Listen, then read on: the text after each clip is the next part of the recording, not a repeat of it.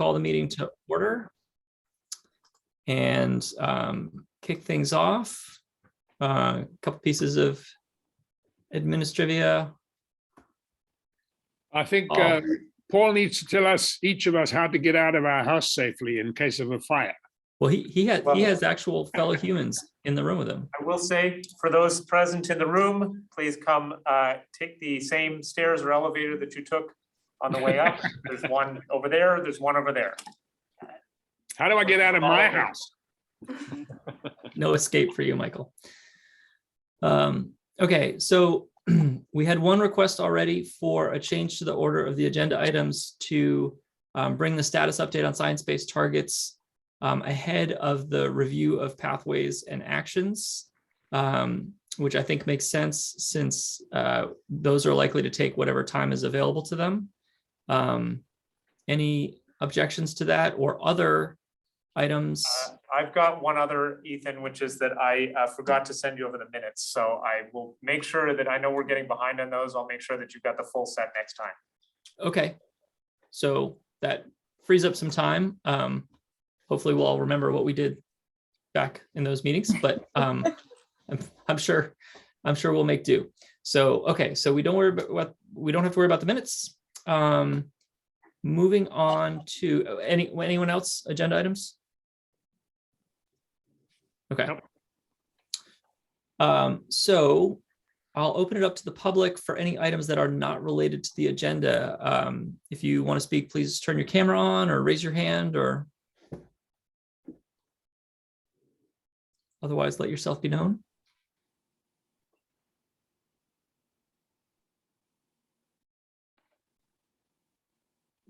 Okay, folks are obviously welcome to watch, and there'll be another opportunity at the end to comment, and we can see if there's any opportunities, midway that makes sense. But welcome. Thanks for coming. Can I ask a quick question? Sorry, certainly. Ethan. I'm that's Beth okay. Liebman. I'm a resident of South Burlington. Will there be an opportunity to speak to particular agenda items as the meeting goes on? I'm sorry, I have never attended one of these meetings before. It depends. I think typically when we sort of get rolling, it's a little challenging to bring in other comments once we're sort of in the midst of it. Are you interested in commenting on some of the proposed pathways and actions? Yes, I was Ethan, interested. why don't we have, is it Beth? Yes. That the comments from the public that they want to make after we've started the meeting, why don't we let them do all of them at the end? At the end of the meeting? Yeah. Well, Michael, I might not make it. I might not make it to the end of the meeting. I don't know. I think that it seems to me to make sense that I think right after the science-based target update, we dive in and let the public comment on the actions as we go through them. I mean, we're kind of starving for public.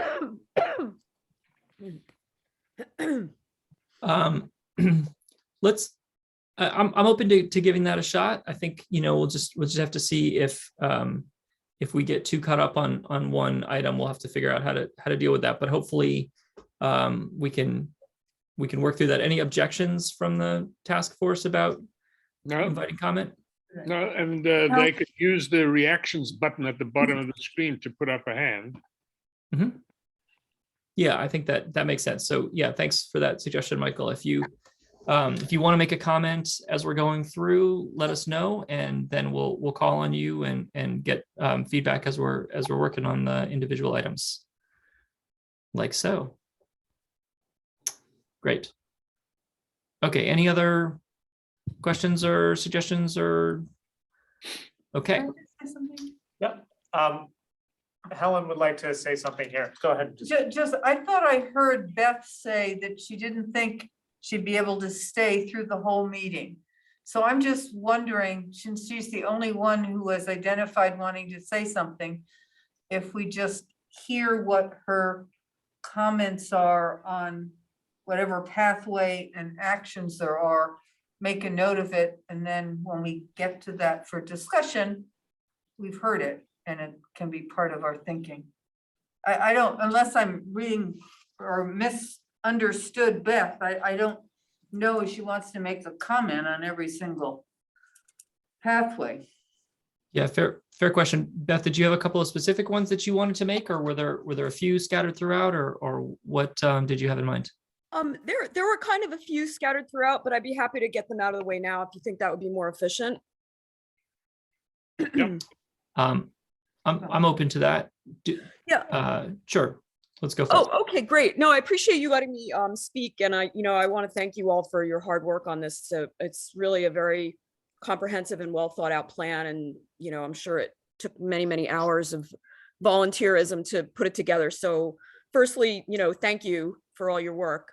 And I don't know what the typical flow of these meetings is, and I know that I'm talking to the Climate Action Plan Task Force, so I know everyone here is aware of the recent series of reports that were released by the Intergovernmental Panel on Climate Change, and the fact that they were based on attribution science for the first time. And some of the main thing that I'm concerned about in the in this version of the the current draft of the plan has to do with land use. So I just really want to just quickly read a passage from the latest IPCC report on impacts, adaptation, and vulnerability, because I think this really, we really need to change our paradigm for how we use our natural resources, and that includes our land. We cannot operate in a business as usual fashion anymore. So here's the quote. Since AR5, which is the previous report, prior to the one that was released early this year, there is increasing evidence that degradation and destruction of ecosystems by humans increases the vulnerability of people. With high confidence, they make this statement. Unsustainable land use and land cover change, unsustainable use of natural resources, deforestation, loss of biodiversity, pollution, and their interactions adversely affect the capacities of ecosystems, societies, communities, and individuals to adapt to climate change. They say this with high confidence. And again, this was a scientific report. Loss of ecosystems and their services has cascading and long-term impacts on people globally. And I'll leave it there. Just to say that the evidence couldn't possibly be clearer. It's really not hyperbolic to say that this is an emergency. We need to have an immediate and drastic shift in our land use practices. And I would really like for the task force to take that into consideration, that some of the statements in the current version, it doesn't seem like they would have any teeth when it came down to it. I think Andrew Chalnick added a couple of phrases around, using those resources only when absolutely necessary, legally, or for other absolute necessary purposes. And I just wanted to voice my support for that approach to the land use in South Burlington. We are no longer in a situation where we can kick the can down the road. We need to be very conscious of the way that we're developing, and so that's one thing I just wanted to to express my my support for the strongest possible language when it came to land use. Also, I wanted to just chime in on some other issues that I think are related. For example, the use of some of the landscaping practices in South Burlington are problematic. The use of gas-powered mowers and leaf blowers, et cetera. Those machines are an enormous source of greenhouse gas emissions. They release a lot of air pollution into the air. I'm a chest radiologist, and I'm also the director of lung cancer screening at the University of Vermont Medical Center. And we're as physicians, we're really just now starting to look very carefully at the impacts of air pollution on human morbidity and mortality. And many millions of people die each year because of air pollution. So I think that this group has the opportunity to really set some guidelines on landscaping practices, including the use of that sort of equipment. And along the same lines, use of pesticides on lawns, et cetera. So if there's any way in which the Climate Action Task Force can incorporate some strong language on on safer, more environmentally friendly landscaping practices into the plan, you know, I would be very strongly in support of that and would greatly appreciate it. So those are the comments that I had to make. And again, thank you for your service to the community. And thanks for those comments, Beth. So if the task force will indulge me a follow-up question, I'm curious on your perspective, since, as Andrew said, you know, we have been very interested to get feedback from members of South Burlington who aren't on the task force.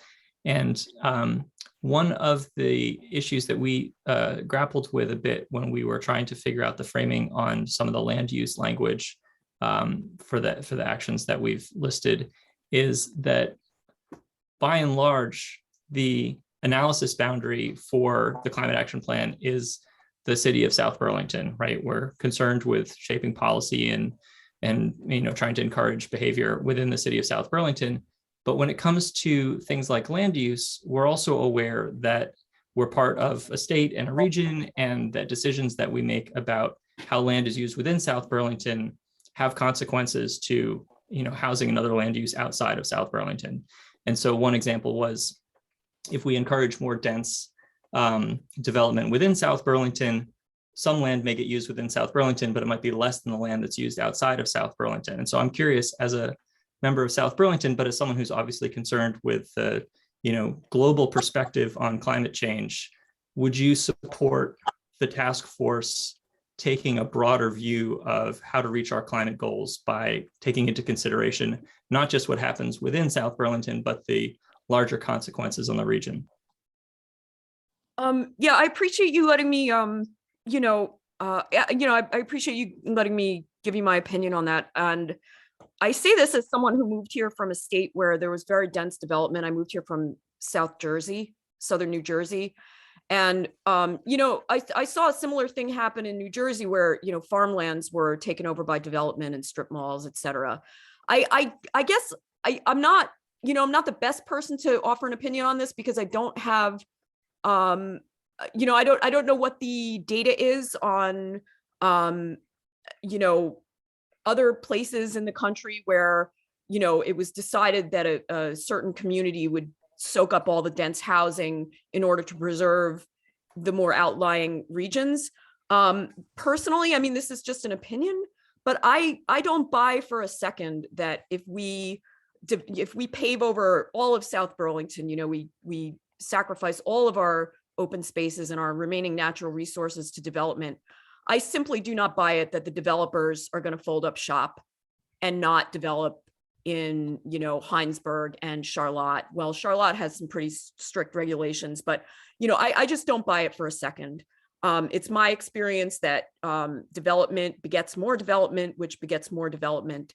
And I don't know what the evidence is on that, but what the evidence is on that, but that's my opinion. I don't think that by deciding that we're gonna fall on our sword here in South Burlington and develop as much as possible is going to result in less development in other surrounding neighborhoods and counties that don't also have strict rules on land use.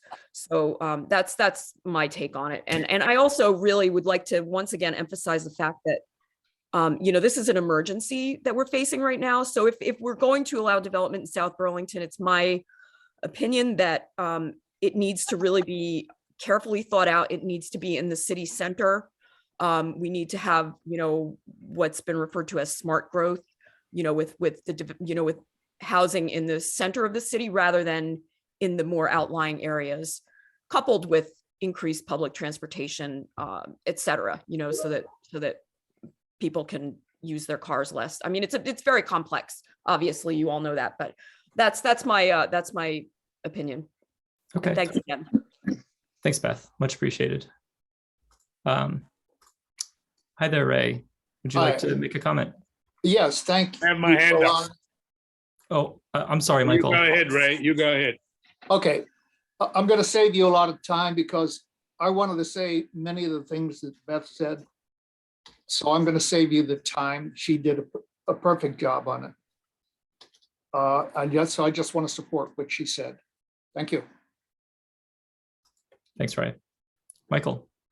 Yeah, in similar vein, I've actually made quite a few notes for myself on our worksheet today. Among them, quite a few things that Beth has said. But in answer to your question, Ethan, at this juncture, I'm not sure that we should be too concerned with what's happening around us. We need to be focused on our job, which is South Burlington. Once we get to September, that is the time when we should try and coalesce or form a coalition with the towns around us, many of which are developing or have developed their own climate action plans. And that would be the time that we could learn from them and borrow from them, and vice versa. Yeah, it's a two-way street. But right now, I think we should stick to our plan and not be diverted and not have our attention diverted in any way. Thanks, Michael. Andrew? Just, I think that also maybe, Ethan, the way you phrased the question maybe posits a little bit of a false choice in the sense that we can accommodate more dense housing, but it's a question of where, right? That's a kind of city center along the transit line. So, you know, I guess my perspective would be make sure we do both. We kind of protect really as much as we can our existing resources, but in areas that are already developed, ensure that we kind of maximize the benefit we get from that. So I'm not sure that there's the conflict the way you pose it. I think we could and need to kind of do both. Okay, thanks, Andrew. And is there a comment from the in-person folks in the room at the City Hall? Yeah, this is Kayla. Can you all hear me? Yes, thank you. Kayla Moore. Yeah, so to Beth's point, actually, I think what I'm hearing her say is about landscaping practices and already developed land. And I think that's also what Andrew was just talking about. And I think we have to recognize that a lot of South Burlington already is developed, and how we use that developed land really matters. Changing our practices as Beth read in the IPCC report must happen and can happen. I think there's a 30-30 goal that has been adopted in other towns. I think Burlington is one of them, converting 30% of mowed turf to native species or native planting. That would include residential, commercial land. And I think that's a goal that the task force could consider. And then related to that, I just want to say I had a specific idea, and I don't know if this is really the time to discuss it, but around community engagement specific to that. Because I think community engagement is going to be really important as this plan moves forward and rolls out. So just very briefly, something that everybody could do, regardless of their income level across South Burlington, on their own land that's already developed. They could choose from any number of things. They could mow less frequently, mowing even, from once a week to bi-weekly. Would allow more pollinators and promote biodiversity. That requires absolutely no additional investment if somebody is already mowing their lawn. We could, as Beth said, reduce the amount of mowing equipment that is being used, or encourage people to transition and phase out gas-powered equipment. We could go further and we could say we want to have, promote native perennials. Perennial meadows sequester carbon and increase our resilience to climate change, plant more trees, increase tree canopy. So what I would like to propose is this idea that we have climate-friendly demonstration lawns. So people across South Burlington could essentially say we have, 2, 3, 4 people in each neighborhood of South Burlington sign up to have a climate-friendly demonstration lawn. And they could choose from, you know, the lazy mower approach, or the bee-friendly approach where they're creating a pollinator garden with native plants. Or they could grow their own food and reduce their dependence on industrial agriculture. Or they could have a, you know, a perennial garden or urban microforestry. But any number of things, people could choose what's right for them based on their level of investment, based on their knowledge. We could have signs and a little bit of public messaging around this so that people are aware of what it means, and just increase awareness and community engagement. Thanks, Kayla. Good ideas, noted. Any other comments from folks before we dive into science-based targets? Beth has a hand up. Thanks. Beth, go ahead. Oh, no, that was not a hand up. That was just applauding Kayla's Oh. comments. They look very similar. Sorry, I didn't see the note. Okay, so it's good to have some support. So really appreciate the comments from the public. This definitely reinforces for me the value of making sure that we have plenty of opportunities to hear voices from outside the task force, and a lot of good ideas out there, and glad to know that there's other folks in the community who are concerned and thinking about ways to help us reach that goal. So really appreciate your time to come out and speak on this tonight. So thanks, and hope you pass on to your friends and neighbors that this is happening, and there'll be more opportunities for them to contribute as well. All right, in the interest of time, let's move on to the next agenda item. Melanie, take it away with the science-based targets. Okay, is everybody seeing my screen? Yep. Yes. Okay, great. Appreciate you moving around the agenda to accommodate this presentation. So last time we talked about science-based targets, ICLEI, the national organization of governments that focuses on sustainability, did a presentation on science-based targets. Since then, I have done some work to update the science-based targets to ensure that we are working with a later base inventory year of 2019, and have done some work to validate and customize the assumptions for South Burlington to ensure that we are capturing the reality of progress made in the current years. So science-based targets ensure that South Burlington is on a path to carbon neutrality in 2050. The science-based target idea comes from ICLEI, the advocacy organization that we're working with, and it's this concept of, according to climate scientists, the world must cut emissions by 50% by 2030 and achieve zero emissions by 2050 to keep warming below a 1.5 degree Celsius level. So the science-based targets are essentially a way of identifying a municipality's proportionate share of that responsibility based on GDP, gross domestic product, and emissions per capita. So that being said, the last round of science-based targets puts South Burlington at a path towards achieving 60% reduction by 2030. Some municipalities have higher reduction goals than others, depending upon the assumptions. And the science-based targets are based on high impact actions as well as supporting actions. And high impact actions are those that accelerate change rapidly in terms of a fuel source transition, like cold climate heat pumps, electric vehicles. So those technologies that utilize a greener electric grid.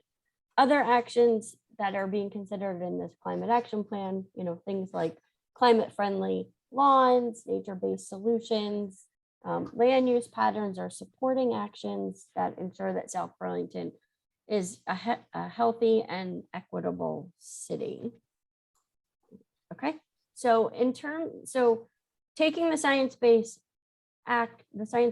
targets and putting them in the context of Vermont. In Vermont, we have the Global Warming Solutions Act that says we need to reduce emissions by these targets. So 26% below 2005 levels by 2025, 40% reduction below 1990 levels by 2030, 80% reduction below 1990 levels by 2050. So what this table is showing is that the science-based target for South Burlington in year 2030 aligns with the 40% reduction below 1990 levels by 2030 established by the Global Warming Solution Act. So that's sort of a check to make sure that we are tracking closely and in fact being more aggressive than the legislation and the law that's here in Vermont. So the high impact actions that we have looked at in this analysis include VMT reduction and electric vehicles, and then a more supporting action is compact development. So this slide is showing the level of change that is estimated if these actions are implemented. So the compact development action that was modeled in the science-based target estimates that if 100% of new population is living in a compact development pattern that's greater than 12.5 dwelling units per acre, that helps the whole pie. That helps the reduction. It's not one of the high impact actions. The vehicle miles traveled needs to be reduced 1% per year by 2030. That is a very high impact action, and we won't get to the 2030 reduction without that level of reduction in vehicle miles traveled. And then also another high impact action is the electric vehicle adoption rate. Very aggressive. The estimation contemplates 75% of gas vehicles displaced by electric vehicles by 2030, with 50% being hybrid and 75% being electric. And again, these are the high impact actions that were modeled in this scenario. It's one scenario that helps folks to understand the change that's needed, the scale that's needed, and that we need to move away from business as usual in order to meet Just that parenthetical 50% hybrid, 75% electric. I'm just not following that. What so of the it adds up to more than 100, or it adds up to more than Yeah, 75. it makes more than 100%. I don't get it. Oh, yeah, sorry, that's a typo. Thank you for catching that. I don't know what it is off the top of my head. I will have to get back to you on that. Thank you for catching it. I can look it up and put it in the chat when I'm done presenting. Wouldn't it be logically be 50-50 of the 75%? 50% of Maybe, but Yeah, let's see what it is. I'll correct it and let you know. Thanks. Hey, Melanie, I Yeah. have a broader question Sure. on that same subject. That says 75% of the vehicles on the road at that time are electric or hybrid, correct? Not Yes. 75% of new purchases, but 75% of the vehicles.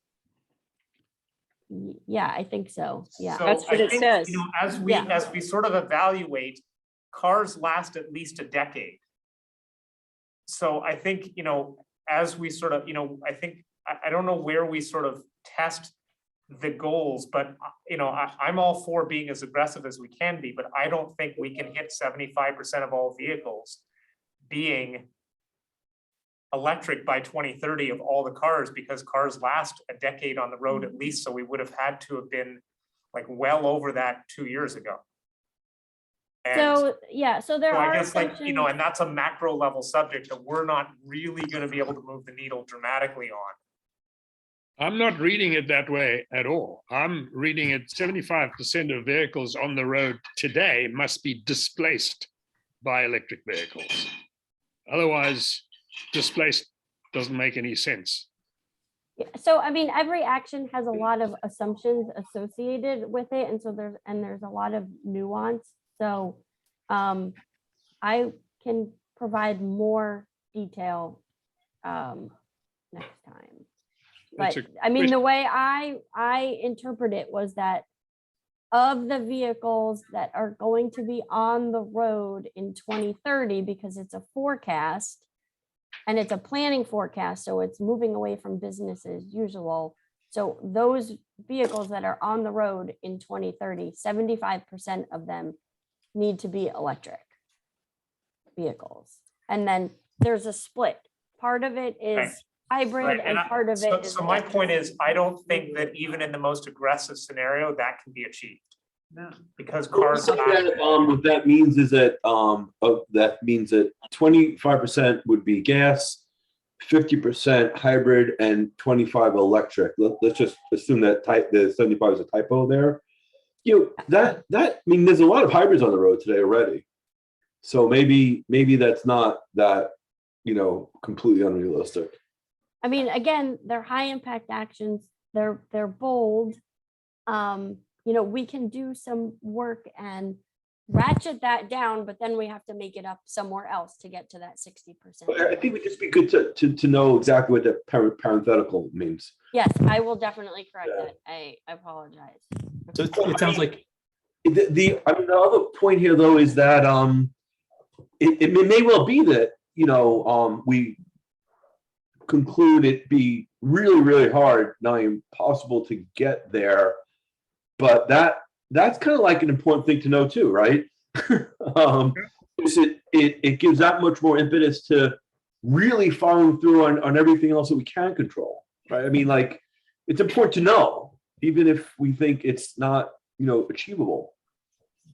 Can I ask that question again? Does that mean that 75% of the cars on the road in 2030 will be either hybrid or electric? Yes. Okay, because then you need to read, the sentence doesn't make sense as it's written. Yeah.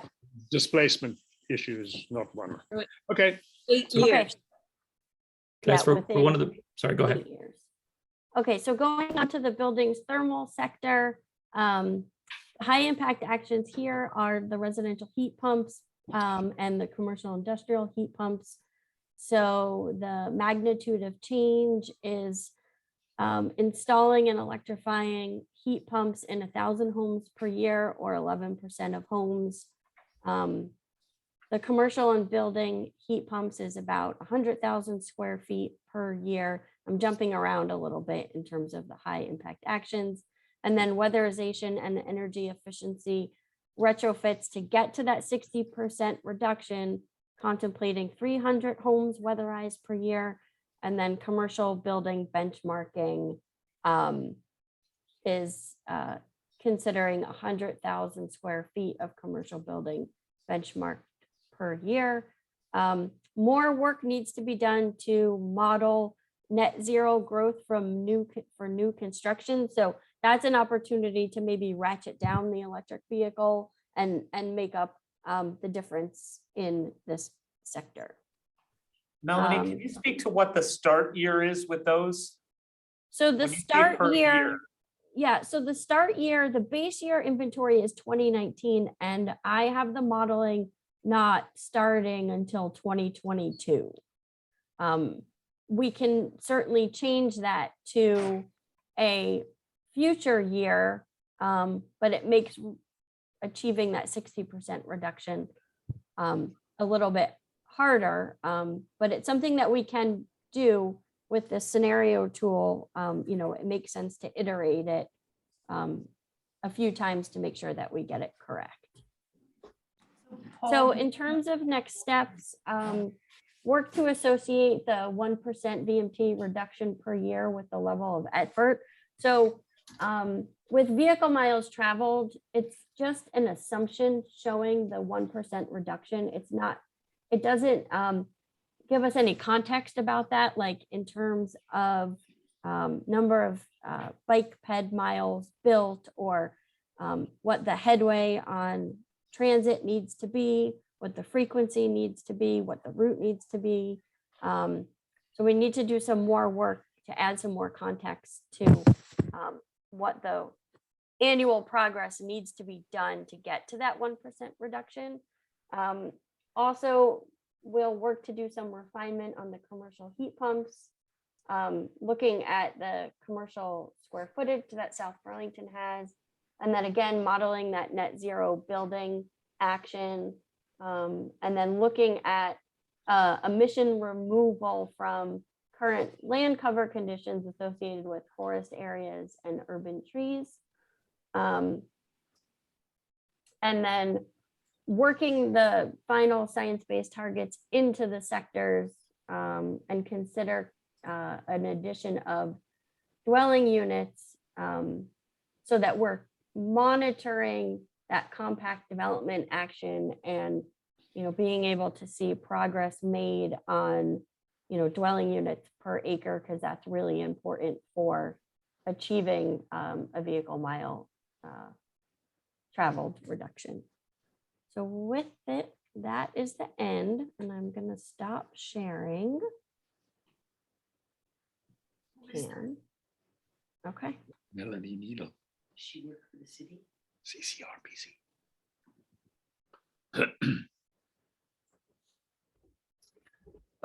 Any questions on the science-based targets? I see there's a hand up in the onsite. Yep. I have one. Melanie, can you remind us, or maybe put it in a chart for us afterwards, the relative proportion of the total each sector is? Because I seem to recall that there were some sectors where, you described high impact targets here. Is it high impact within 1% or high impact within 70% of the total energy consumption? Because, I think as I look at this list, these are a lot of very aggressive things for the city to do. And so prioritizing which ones to focus on first and foremost is going to be really critical to getting anywhere near the objectives here. So the high impact actions are electric vehicle adoption, cold climate heat pumps, and reducing VMT. Those are the biggest impacts that I see when I'm doing the modeling. So those are the three that I would suggest the city recommends, given that transportation is the highest contributor of greenhouse gas emissions. And then in terms of buildings and thermal, we're working with a carbon neutral grid. GMP, has achieved carbon neutrality as of 2020. So there's an opportunity there to take advantage of the green grid and transition to cold climate heat pumps. So Melanie, that's helpful. I think Paul's point is probably still helpful, that as you organize this for us to review, if we can sort of see the scale. I think I'm not questioning at all the top three that you're providing, but since some folks are asking, well, if we think we're going to fall short on, electric vehicles or something like that, how much more do we have to do in one of the other sections? So it'd be good to know, if falling short by 10% in electric vehicles can be made up by 10% in weatherizing homes, or if we'd have to do 7 times as much weatherizing homes to make up for a 10% downfall. That's really going to help us understand how much effort should we put into one versus the other. So if that's available in your model, I think it would be helpful to see. Not tonight. This doesn't have to be right now. Yeah, no, I get that. I think what you're asking for is seeing these revised science-based targets in terms of the way Tom from ICLEI presented, so that you could see the energy reductions that are achieved from the individual actions, and that certainly can be done. Great, thanks. Noah Hyman has his hand up. Yep. No, I just wanted to make sure that we close that out. So thanks, Andrew. Noah, yes. You're still muted, Noah. No, I'm sorry, you're muted. No, we can't hear you.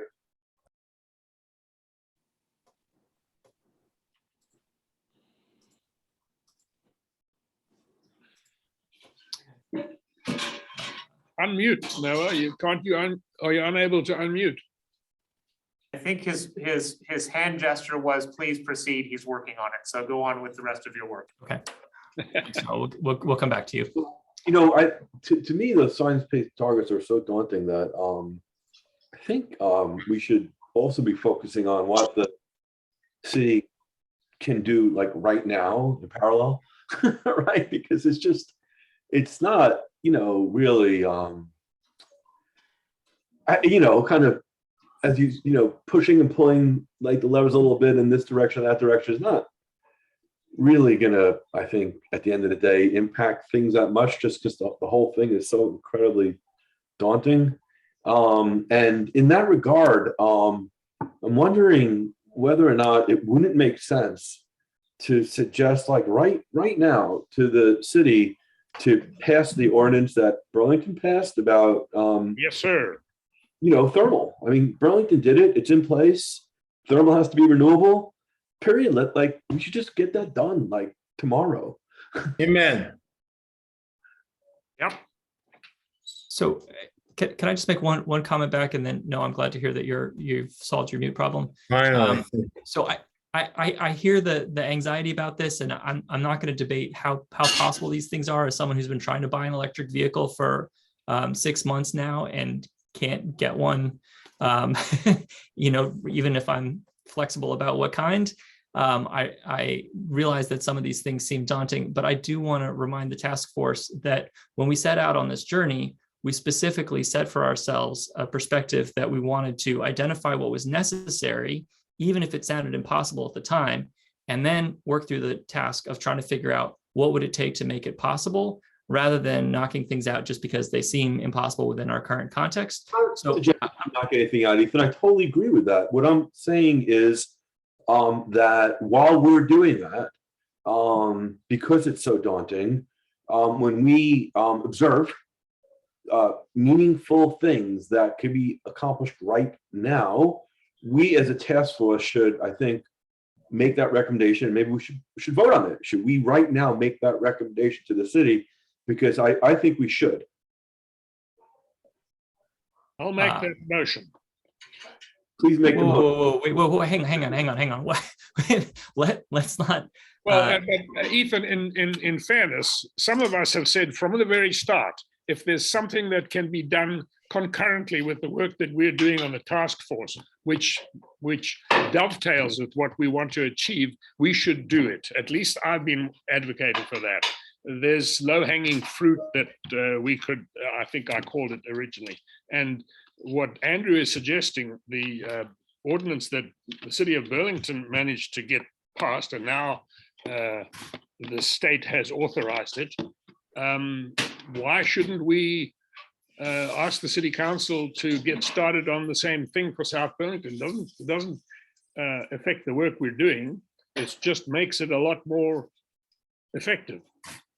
Well, I think we had a task open to get feedback from the city lawyer about what it would take and what the first step would be. And so, different point, Ethan. It's a different point. So let me if I can just give the background on this, right? The city's and maybe we don't have the authority to do what Burlington did, but they already passed into law an ordinance about thermal heating in new buildings, and then they decided they didn't have further authority to actually tax existing buildings. That's what they sought from the state. So so maybe we should ask.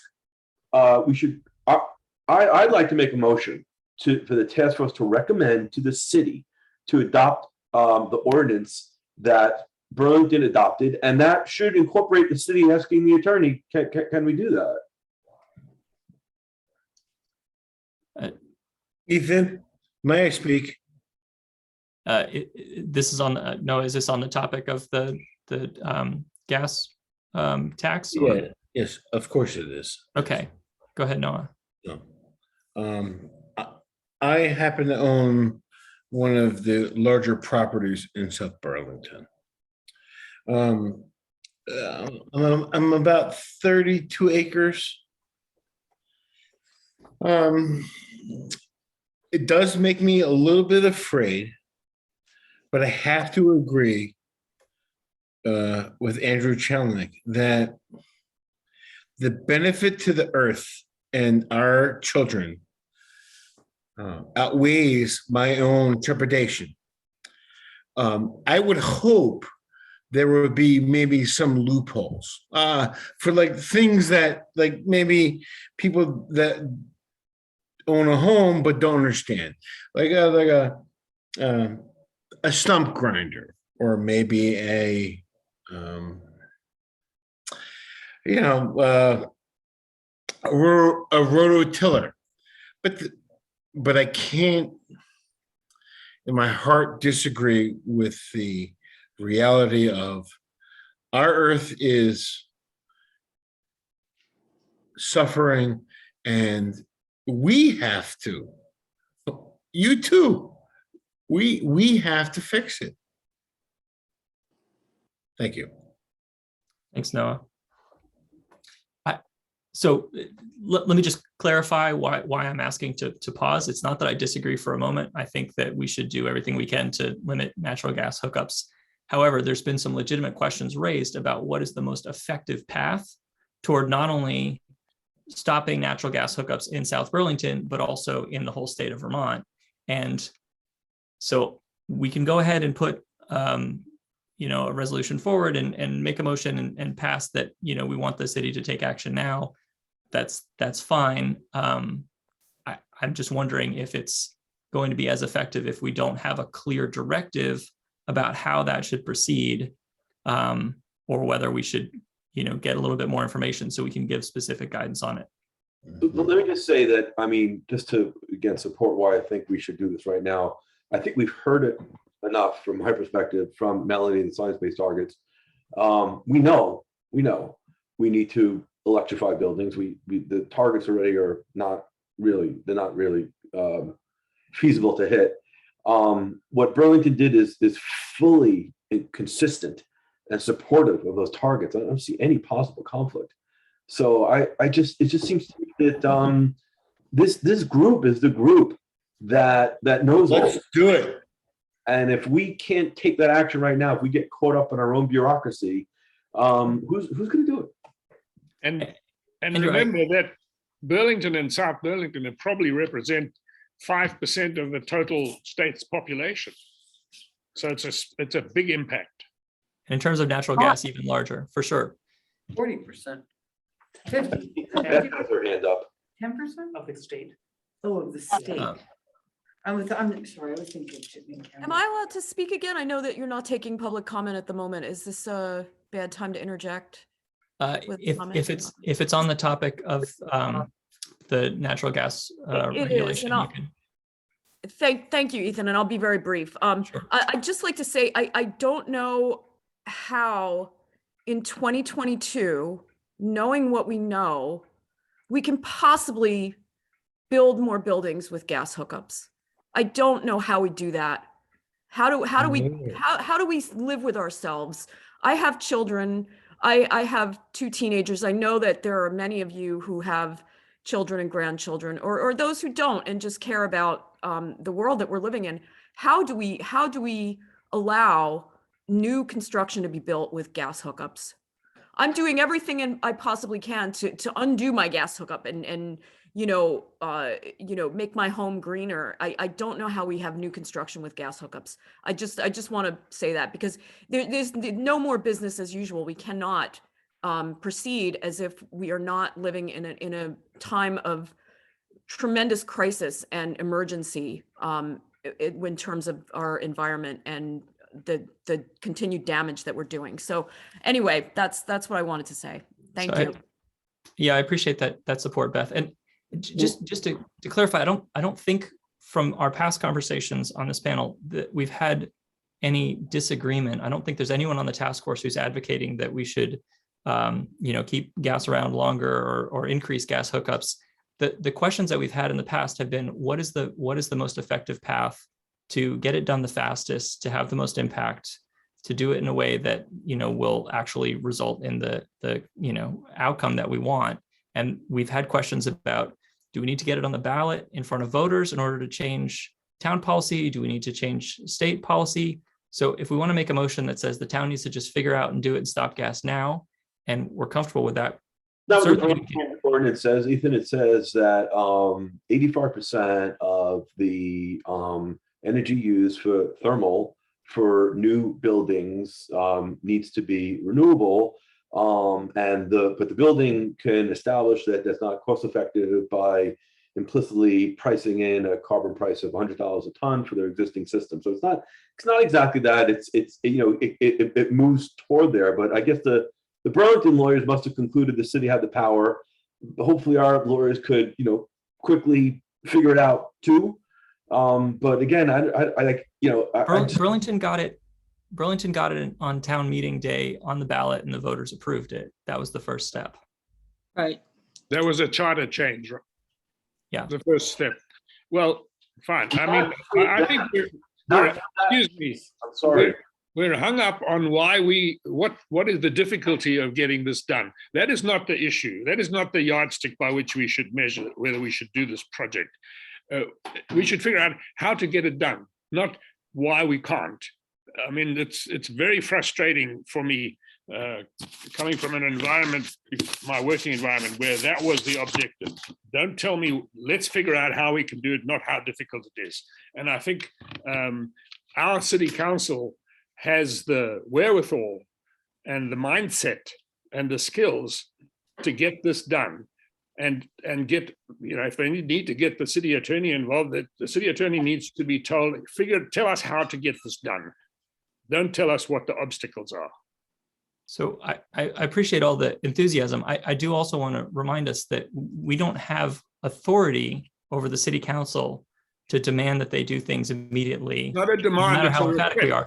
So pass a resolution to the city that our recommendation is to implement this, and then the city could decide to ignore that or figure out how to get it done.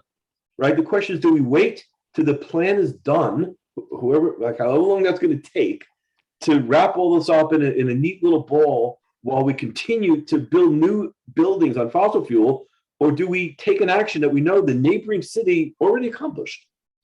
Ethan, Well, I think there's. Ethan, can I speak to you 1 second? Sure, Noah. Where do you live? South Burlington. Okay.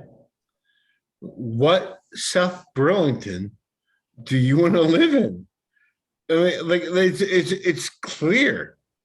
We are trying, no matter what anyone wants to say, we are fighting for this.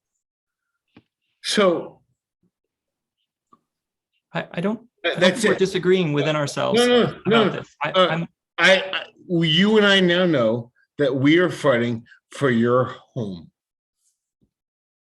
Here. I guess what I'm trying to get consensus on the task force is, do we have clarity about what the most impactful recommendation is? Well, there's no consensus. We're not a task force. We are a group of concerned citizens.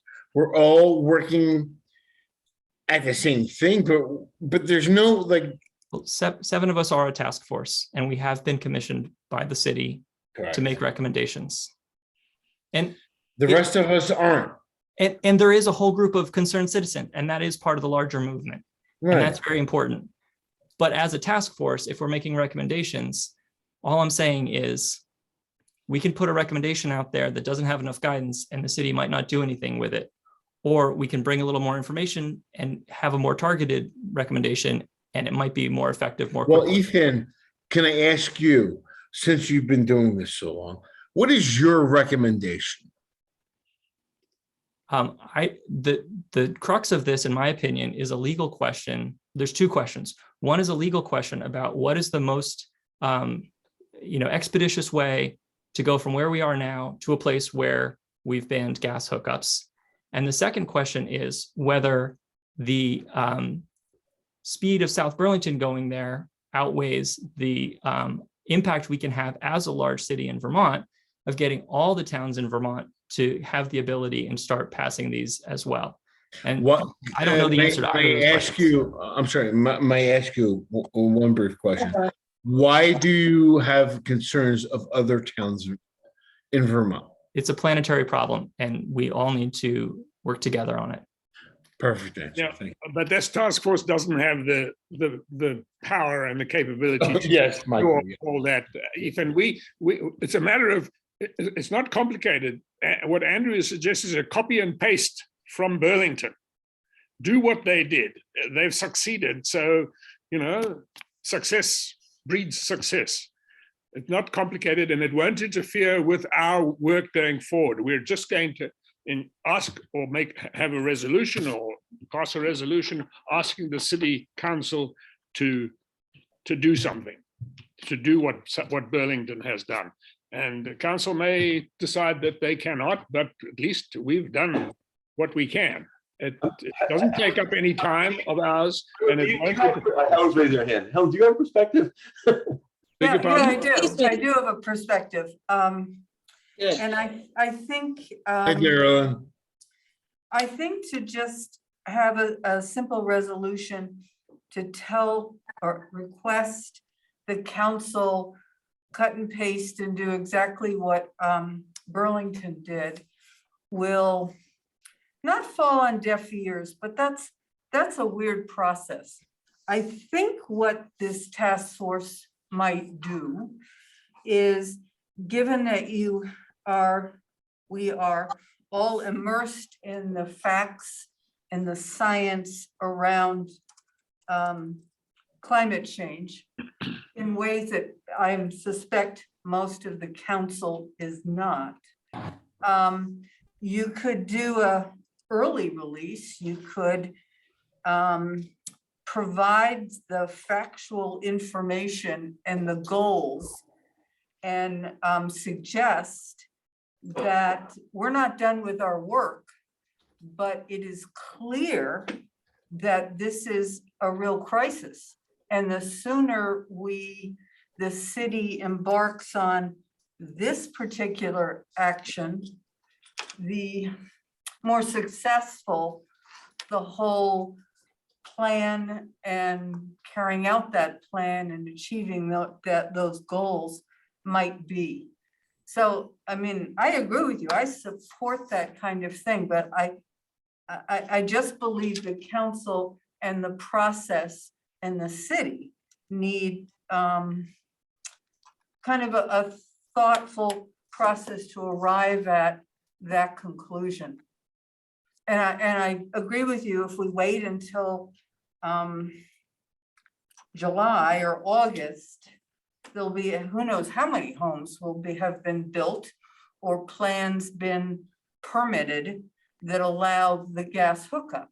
So I think sooner is better, but it still needs some, I think, facts and a little white paper or something from the task force that supports that action and convinces the city council that, yeah, we got to do this piece right now.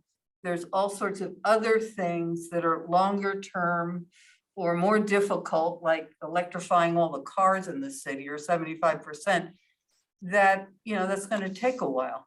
But this is something that is really immediate, and it's in one of the biggest sectors of greenhouse gas emission producers. So that's my counsel. I get your passion and I have it. I just think it's how you go about presenting that to the council in a way that is convincing. And I think, you have the facts and the data.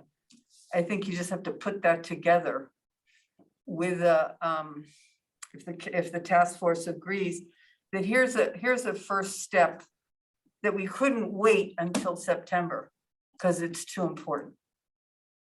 And heaven knows if we have to go to the whole city for a vote, then the next vote we have, unless we have a special election, is August.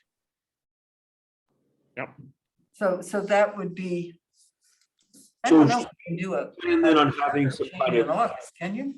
I don't I know. think any election could be an Okay. election, but, you know, But that's just my counsel to kind of structure it in a way that it will be heard and acceptable. Thanks, Helen. That's a helpful perspective. Michael?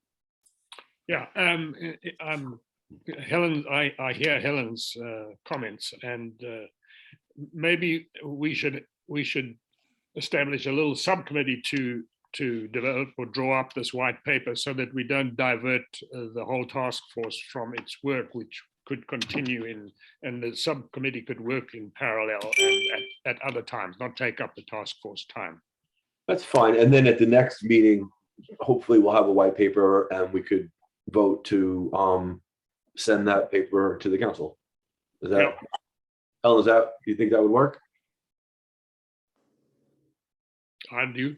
Yeah, I do. I think the whole task force needs to see that and maybe have a discussion and say, yeah, we're behind this. This makes sense. It's not undercutting our purpose and our work, but it just has become so clear that we can't just wait and have the perfect plan in 4 months.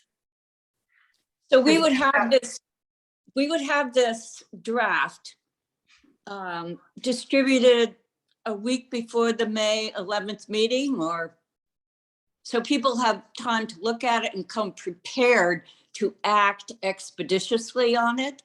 We don't want to spend an entire May 11th meeting. Yep. Right? I think that's a Right. reasonable expectation. So I'm happy to be part of a small working group. I've already had a conversation, a while back with, I think it's Paul Hansen, who's the counselor in Burlington, who was central to the,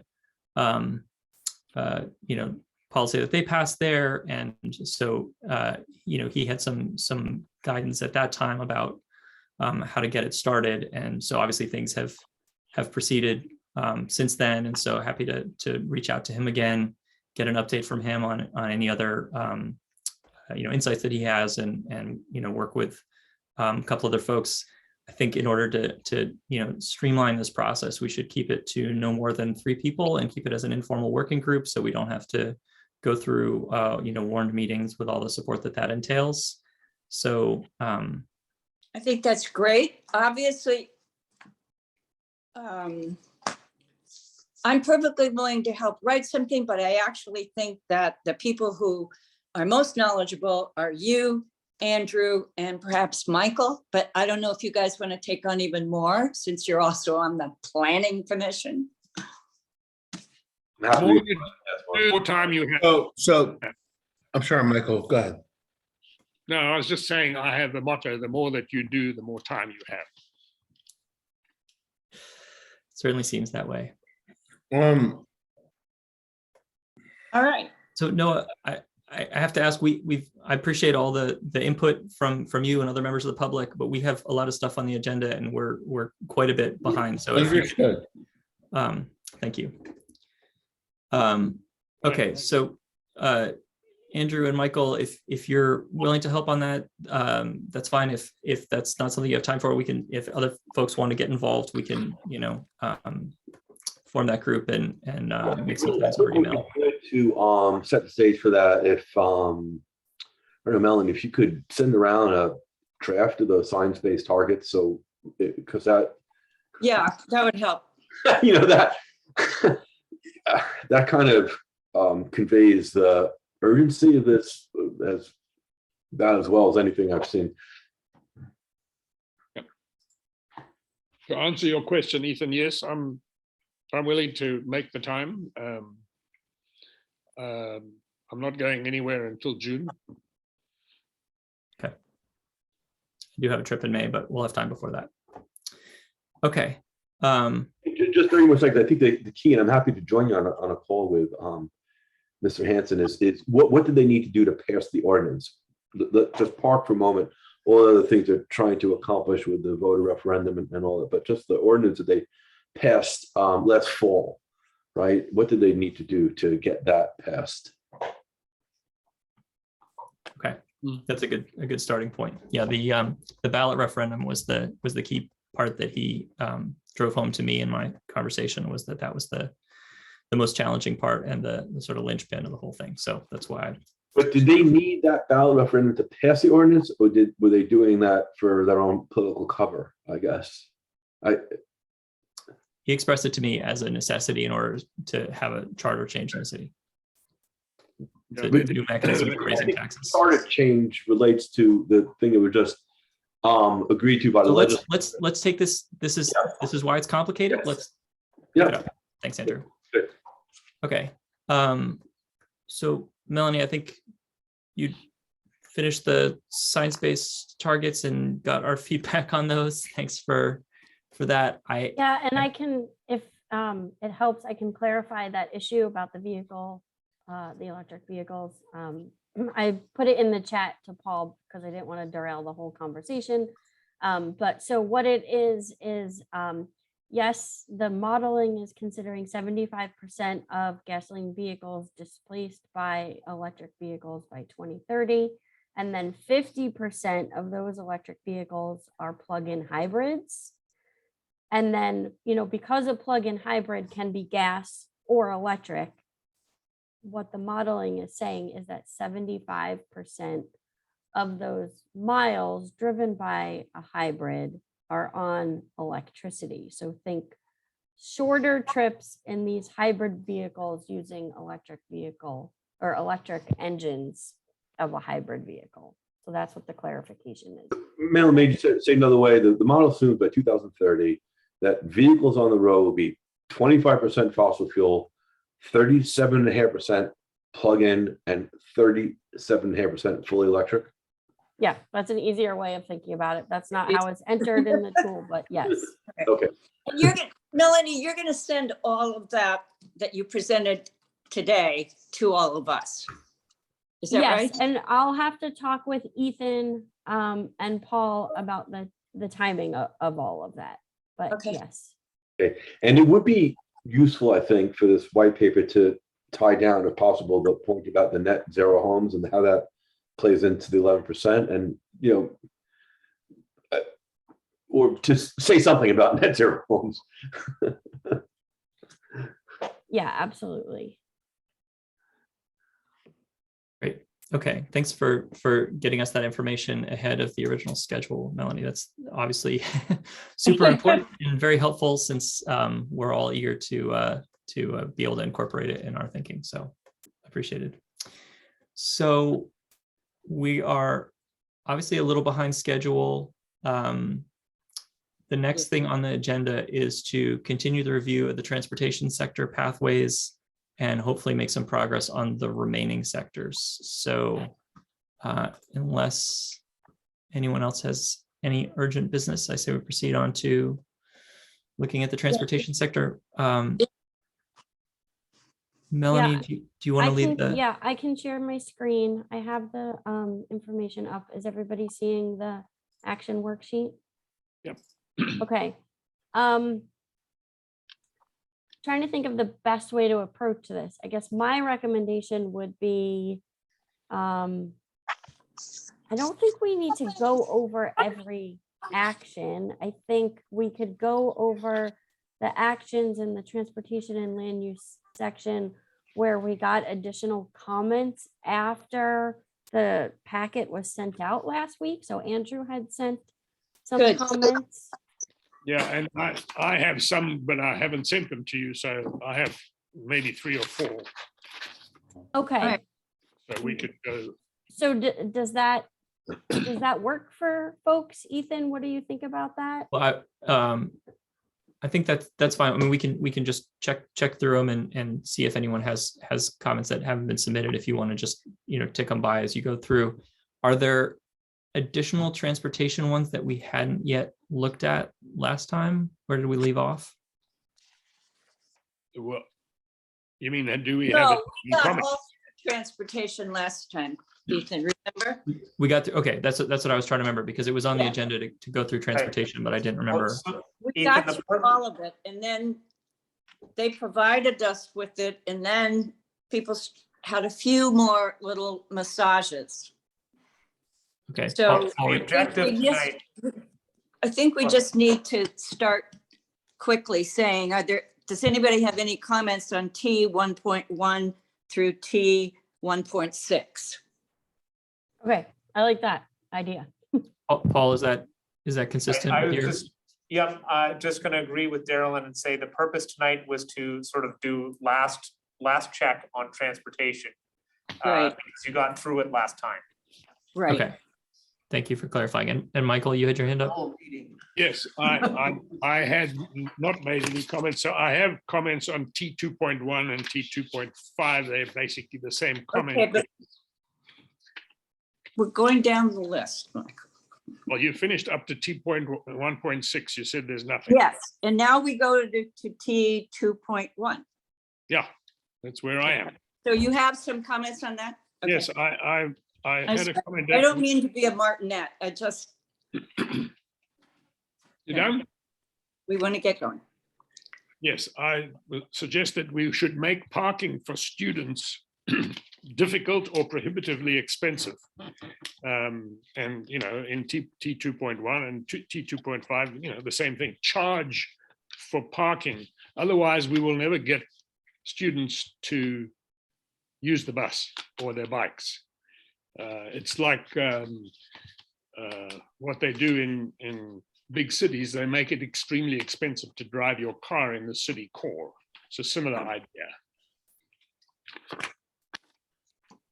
That's all I had on All right. So I'm gonna write down the comments. I'm not gonna wordsmith the action here in the meeting. That's okay. But I guess it would be good to know if people agree with that. or I'm if not sure if that's a tax. I would like Helen to weigh in on that. Is that a tax? Are we taxing some people to use city property and not other people? It's school property. Well, that's city property. We Well, collect. Well, it's property owned by the same voters, but it's school, not city, as two No, I different. understand that, but Right. all I'm saying is it a tax? We have parking meters. Yeah, No, our city doesn't have parking meters. Mm-mm. Burlington does, but South Burlington. We don't. I mean, We haven't that's had an that conversation yet. So, The action could be modified to say something like, work with the school district to develop a policy for discouraging students to Mhm. park. Drive. Parentheses could include charging and also encouraging students to ride, etc. So we kind of have a carrot and a stick in this action. I think that's fine. Could you explain to me the difference between T 2.1 and T 2.5? I mean, I know there's a nuanced difference, but I wonder if they could be melded. They are connected to each other. One is more about getting people to change their behavior. So 2.1 is about kind of a behavior change. And then 2.5 is about, well, when they change their behavior to make walking and biking more, safer. Okay. All right, I'm not opposed to it. It just seems. Okay, I thought we weren't going to wordsmith if we could avoid. we are. I was just gonna try to get rid of one. I understand. That's all. Okay, Okay, so for 2.1, we're not necessarily adding one, we're just enhancing 2.1 with some language about right. discouraging through Okay. pricing. Okay, and then Michael, you had a comment about another. Well, it's the same comment applies. It's 2.1 or 2.5. They, as Darren says, they're much the same, but you could put it, just leave it where you've got it now. Okay, It's a disincentive to drive to school. correct. Right. Okay. unless it's an electric car, and that would be okay. So any more comments in this section? Why don't we look to 2.7, and then we could pick up Andrew's comment in 2.8. If there aren't any comments up to 2.7, up to and including 2.7. Okay, hearing none. Nope. Noah has his hand up. Oh, Well, we need to do. No, is it possible? I'm just a little concerned about the timing. Is this a general comment you could hold to the end, or is this a critical comment on this item? So we're trying to get the task force. Ethan, thank you. No, it's not a critical comment on this particular item.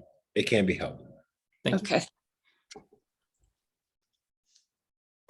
okay, so Andrew has proposed language to modify 2.8, which is prioritize higher density mixed use development and affordable housing through the land development regulations in city center and areas with existing or planned reliable transit options and services. Any questions, any comments about that refinement? Are folks okay with that refinement? If they are, then that would be the new language for 2.8. Melanie, could you zoom in on the screen a little bit? It's really hard to read this. Okay, I apologize. By the way, is there a way that I can look at this without seeing your shared screen? Because I have these documents in front of me and easy to read. Andrew sent these comments yesterday to the whole group in an Yep. email. I think it was around yesterday morning. So you could look at that email in combination with the worksheet that was sent in the packet. And It was- Paul, is this easier to read? Yeah. Michael, if you set up your preferences as a dual screen, it'll have separate window for the video and for the shared screen, and then you can hide the shared screen and use yours instead while still seeing the video. Bigger to read Okay. from here. I don't think I have comments on this. In answer to your question, Melanie, I'm okay with Andrew's rewriting of 2.8, T2.8.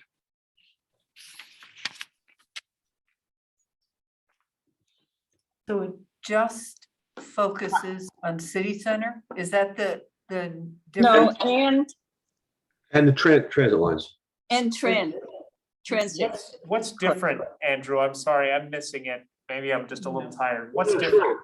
I just thought that including the very last phrase, bike ped, because there's bike ped all over the city, creates an ambiguity about where we want the higher density buildings. We want any place as a bike path, right? Which is like everywhere. And so that I just excluded that phrase really. He just took out the last three words. Yeah. Okay, I think that was an addition from Donna, because I think she wanted, it wasn't about, I don't think the purpose was to say anywhere that's served by bike ped, but rather the inverse of that, to say those areas that are all the other things must also have good bicycle and pedestrian. I'm happy to add that to, I mean, yeah, okay, if that's what that, it didn't read that way to me, but okay. Yeah, If so it you would can be put okay it with in you, the maybe beginning. Melanie can massage that a little bit to reflect what you're trying to say. But Yeah, not now. It's one more thing to prioritize.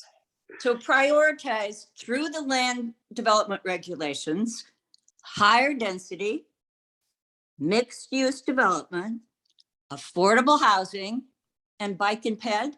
Is that it? Well, no, I think what Andrew's trying to say is prioritize it to be in areas that have all of the major infrastructure, i.e. bus routes, Okay. the major transit routes, and also we have to make sure that there's good walking and bicycling for those high density areas. Yes, that would be, Okay. yes. Yep. Okay, That's good. Okay, got it. I will work on Not it. eliminating areas, he's just adding specifically city center. I thought he was substituting that. Okay.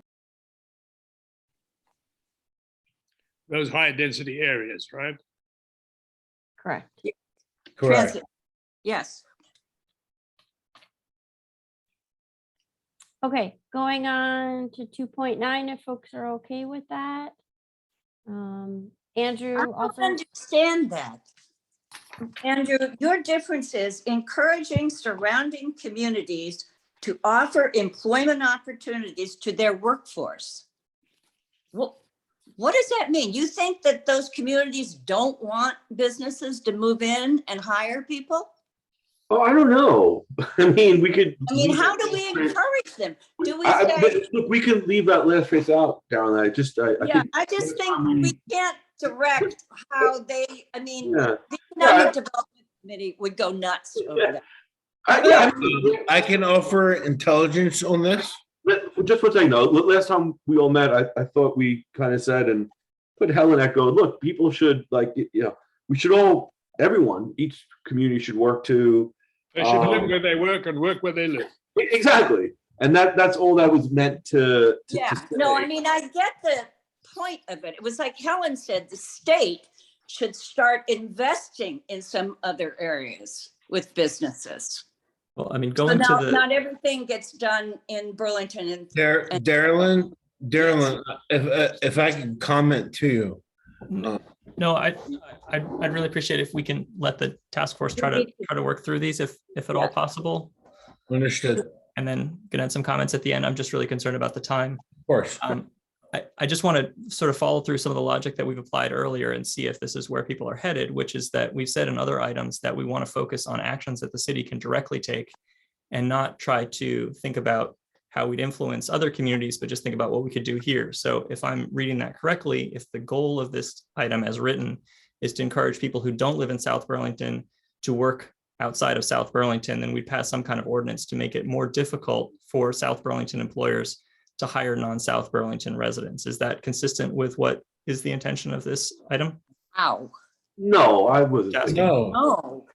I'm not recommending that. I'm just asking because that's what South Burlington could do directly to create that. And I'm not sure if that's going to be popular. South I'm just Burlington asking. would do if it were inclined, and I'm happy to delete the last phrase of my amendment, is as part of working with CCRP, suggest that what we just said, people live where they work, right, is the best way to reduce VMT, right? That's all that was meant to say. I second the statement. So delete that last part and let's move on. Okay. That's okay too. okay, I deleted it. Okay. Well, wait, hang on, Ethan, I guess from my perspective, I'm sorry, but numbers T28 and T29 read a little bit differently because T28 talks about housing in highly infrastructure areas, but T29 only talks about city center. Well, we were looking at Andrew's rewrite of 2.9. Yeah, it could. You're right, Paul. It should say in city center and transit overlay. Yep. In the city core, is that what you meant? Yeah, city core. Yeah, maybe that's a better way to say it. City core. So changing or expanding it to say city core instead of city center in 2.9 and 2.8. Yeah, I think that would work for me. Yeah. And then lastly, not to wordsmith, but on 2.9, most of the actions read as a little bit more of a specific action rather than a consider how to. So I would sort of get rid of the first few words from that and just say, create dense housing, in order to reduce vehicle miles traveled, something like that, like not consider how to, just do it. That would be more consistent with all the rest of the actions. I think you want it to include in close proximity. Yeah, yes, I just mean, don't say consider how to do it, just do the thing. Don't plan for it, just do it, yeah. Words that warm my heart. Okay. Okay, and then keep and then deleting that last part. Okay. I hope that captures the conversation well. Okay, so Andrew added another action to the policy section. And that is this one over here that's highlighted.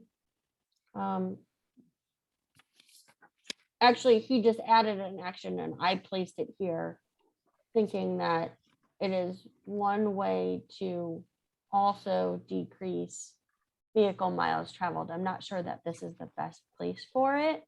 Yeah, I'm not sure the best place, but I think as a policy matter, it's something that makes sense for us to suggest. Yeah, so I guess the task force should discuss whether they agree with the policy intent of this action, and then we could talk about the best placement. This might fit better in natural areas because it does talk about Oh, yeah, this, decreasing pressure on undeveloped land. yeah. Do we have an item on land on dense development already? And would this be a logical extension to that? Something about infill? So we don't have a pathway that specifically talks about dense development. All the compact development actions are contained within this section of reducing vehicle miles traveled, but it's something that we Do we have an action? We do have an action. I think it's this one. I mean, this is one of them. Prioritize, it's 2.8, which we just changed a little bit. So it's prioritizing higher density in the appropriate areas, essentially. Right. Would this be an appropriate extension of that? Do folks feel like that matches? To further describe it as reducing pressure on undeveloped land. I mean, I would support that when we talk about city center and other areas where there's existing or planned transit options and all that kind of stuff. Mhm. I think this further emphasizes that we look at what's already, those areas that are already in the core and have all the amenities, if you will, and move away from building on undeveloped land. Yeah, I mean, besides emphasizing the rationale, it specifically articulated mechanisms for increasing density. So I don't know if that's useful to call out accessory dwellings and things like that, or whether it's clear that higher density incorporates that. I don't know whether that's a useful. Oh, I think it's good to call it out. Yeah. So if the public reads it and they say, oh, now I understand that. Yeah, Yeah, I would advocate that this exactly. is a little bit different than higher density because it is a form of higher density, but it is thinking about not just new buildings, but how your own parcel might be different 5 years from now, or your neighbors. Which is Exactly. not the same thing as a 20-unit building going along Shelburne Road or something. Right. And Melanie, can you zoom in a little bit more? I'm sorry, it's really hard for All us to see here. Thank you. That's think perfect. we should- Thank you. I think we should add that and just remove the word "to" at the beginning. Capital D. Well,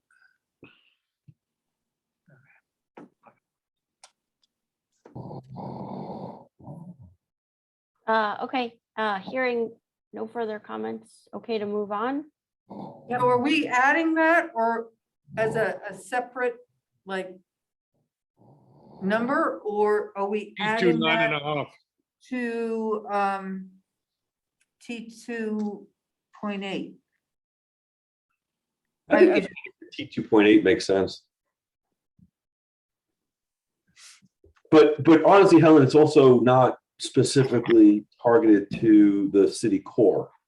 That's true. Well, then make it a separate one. I think it's an Separate one. statement. C 2.9-1. And then Melanie, I assume the portion in parentheses was not intended to be kept. That was just for reading purposes. Mm-hmm. Andrew, is that correct? Yes. Okay.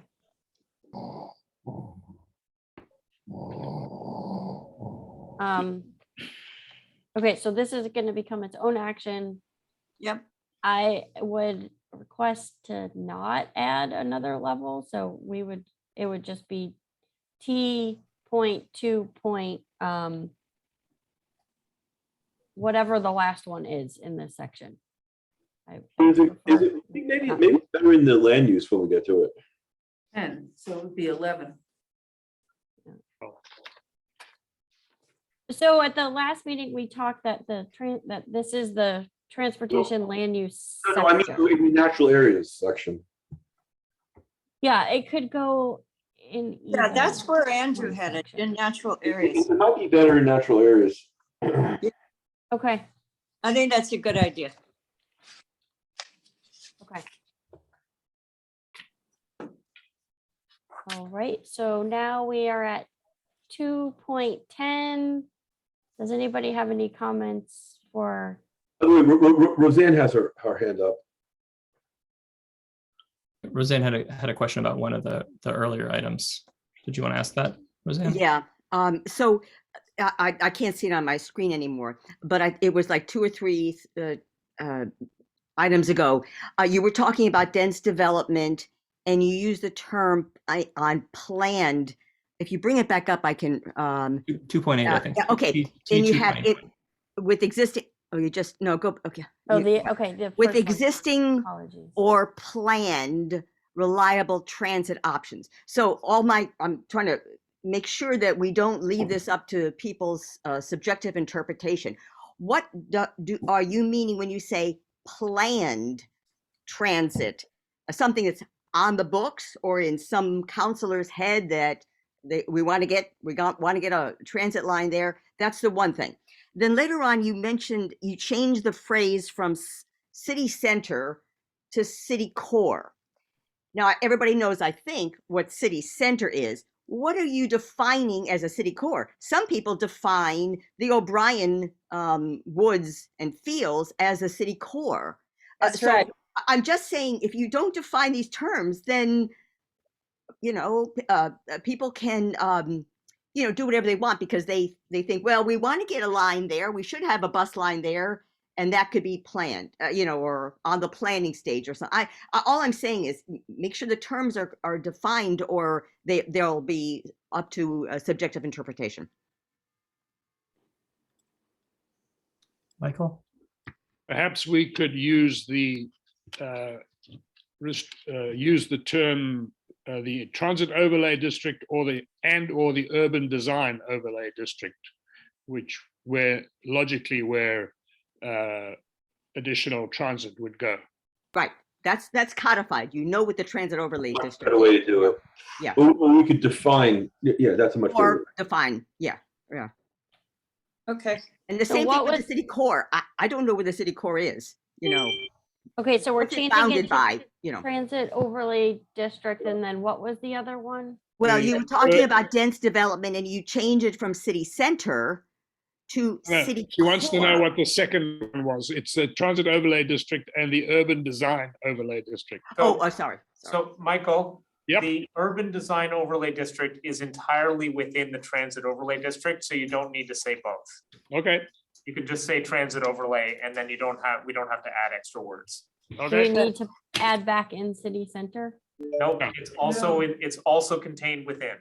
Okay, So should we end that sentence at district?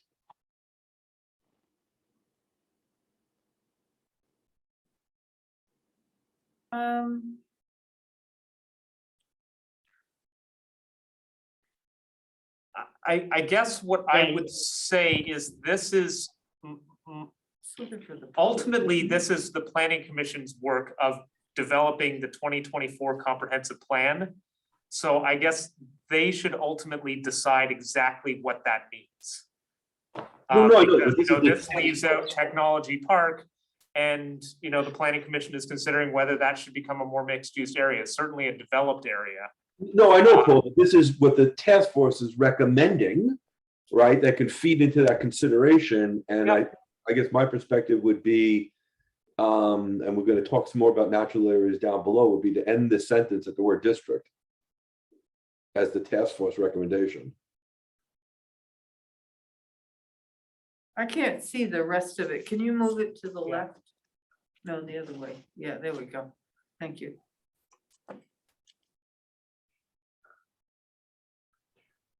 So just for clarification, we had talked earlier that this red text would replace this text that was originally proposed for 2.8. Yep. So you're saying the red would, Would replace, yes. Would it would Yeah, replace, that's become the red. okay. discussion. and so tell me why you don't want to further define or explain potentially the overlay district with the words with existing or planned reliable transit options and services. Well, I think Roseanne said, I guess just creates ambiguity about what we Yeah. mean. People can interpret those words in different ways. Yeah. Whereas the transit overlay district is kind of a very defined, clear area that everyone knows what it is and what it means. I Well, think I'm not that, sure everyone does. I'm just saying, you know, that's why I just go back to, is this for sort of the inside crowd, so we know what Yes. it means? Or is this for the public? Because when we take this out to the public for comment, sometimes you need a little clarification to know what the, you know. Can I, But can this I try to doesn't separate out- clarify it, though. I mean, when you say existing or planned reliable transit, there is, you know, the transit overlay district has a map. I mean, it's in it's in your reg, so you can show the map. This is the transit overlay district. It's clearly defined. You could follow it on a map. Right. The rest of it is you'd have to sort of know what the existing is, and then you wouldn't have any idea what the planned is because it may not be on paper yet. I think this is far, I'm one of the public, so I'm not an inside crowder, but when you say transit overlay district and you show what that is, you know, pictures worth 1,000 words, I think that communicates far better than planned reliable transit options and services. So can I just ask in the interest of time here, are we having a debate about the substance of this or about whether it's clearly communicated? Because if it's just a matter of clearly communicating it, we can give the CCRPC guidance to add additional detail before we communicate it to the public. If we're actually having debate about what the substance of the topic is, then we should keep going. No, mine is just I'm- communication. Okay. I just want the public to be able to read this and not necessarily have to have 17 different maps to look at, to sort of understand and give some Absolutely. comment. Because, you know, Roseanne, you're maybe not on the task force, but I consider you well informed and more of an insider than just Joe Q Public who's gonna look at this and give us comments. So Yeah. that's where I'm coming from. Okay, so point well taken. Michael, did you have another comment on this topic? yes, I think it should read with existing or planned reliable transit options and services within the transit overlay district. Otherwise, the sentence doesn't make a lot of sense and doesn't get across the point that Roseanne was making. Yeah, just switch it and that makes sense. Yep. Okay, Okay, That- so, That adds the clarity that the public needs, I think. So it sounds like the policy intent here is to only be applied to the transit overlay district. Is that what the task Yep. force Yep. is Yeah. intending? Yes. And I presume that in the future, if transit options expand, the transit overlay district will expand, and so the policy will continue to make sense. Okay. right. Yep. Okay, and then it would be the same application to the next parallel. one down. Parallel, yeah. Okay, so I'm just adding TOD here as a note to myself. I know it doesn't read correctly, but I will fix it. Okay, Okay, to move on. So I need to zoom out so I can see where I am, and I promise I will zoom back in. Okay, so I think let's find out if there's any comments from 2.10 down. Oh, we're at the bottom. Yep. 2.16. So it's any more comments on the transportation sector. I didn't receive anything from any of the Nope. task force members. this is good. Michael, did you have more? I know you said you had some comments that Uh, hadn't been submitted. Sorry, I must cut off my hand. Oh, don't cut off your hand, but do lower it. Thank you. Time for a straw poll? It's Sharia Okay, law. I'm good. I'm good with this. Is everybody else? Yep. So Ethan, just to be consistent with the prior ones, with the building thermal, you actually did have a motion, not just a straw poll. Right. To say that you're complete for this first round, and I think Darrellin made that motion last time and said And it I very will make the eloquently. motion this time. I so moved that we are now complete with this section. Thank you, Darrellin. So moved. Second, Andrew. Okay. All in favor of calling the transportation section complete at this time? Say aye. Aye. Aye. I see a thumb from Bill. That's 5 ayes. I think, is that all the members we've got? Okay, great. And none opposed. Any opposed? Nay, no one's hiding out there, right? Great. Unanimous. Thank you. Good work. Great. So moving on to the other sectors, and we should probably have a conversation about the time, Ethan. Yeah. There are a lot of sectors in here. I think that we can't cover them all, and maybe we should have a conversation about what we think we can cover in the next 10 minutes. So we have,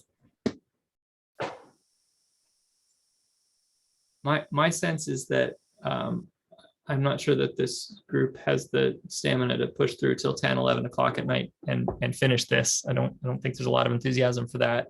I think probably, since renewable is a short one, we could take a crack at renewable, although the fact that there are few items doesn't necessarily mean it will be a short discussion. So I guess we don't have any other I'm not items. sure whether, Ethan, we just can ask the question, and obviously folks should feel free to say no, whether, folks maybe have the wherewithal to push through to 9:30 or something like that, to maybe do a first pass at the entire thing, maybe not finish it, but at least, flesh out some of the things that maybe need to be thought about. I'd be happy to go a little longer and finish the renewable energy and natural areas. I would. I think it's important. Okay. Yes, Darrellin, you're in. I'm in. Bill, are you going to stick with us? I'm here. Thanks, Bill. Thank you for coming. Okay. Come again. Let's see if we can make it through those two sections tonight, and then we'll pick up next time.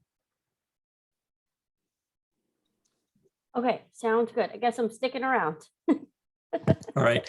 Hey, thanks, Melanie. Sorry, we should have asked you too. Hey, if you guys are sticking around, then I'm sticking around. Thank you, Melanie. Yes, much appreciated. All right, so to introduce the topic of renewable energy, the pathway is increase renewable energy generation in the city.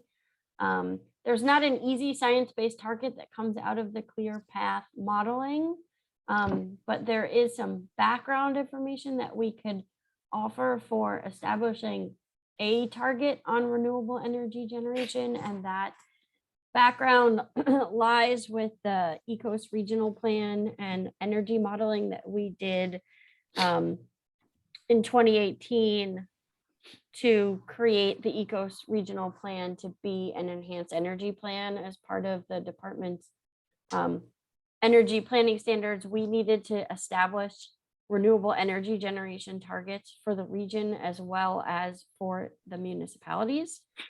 So that when municipalities did enhanced energy planning, they had targets that demonstrated the scale and the generation that needed to be sited within a municipality to kind of do the upfront planning of where renewable energy generation should be encouraged and where it should be discouraged. So the ECOS plan establishes a low and a high target. The low target is based on a mapping exercise that identifies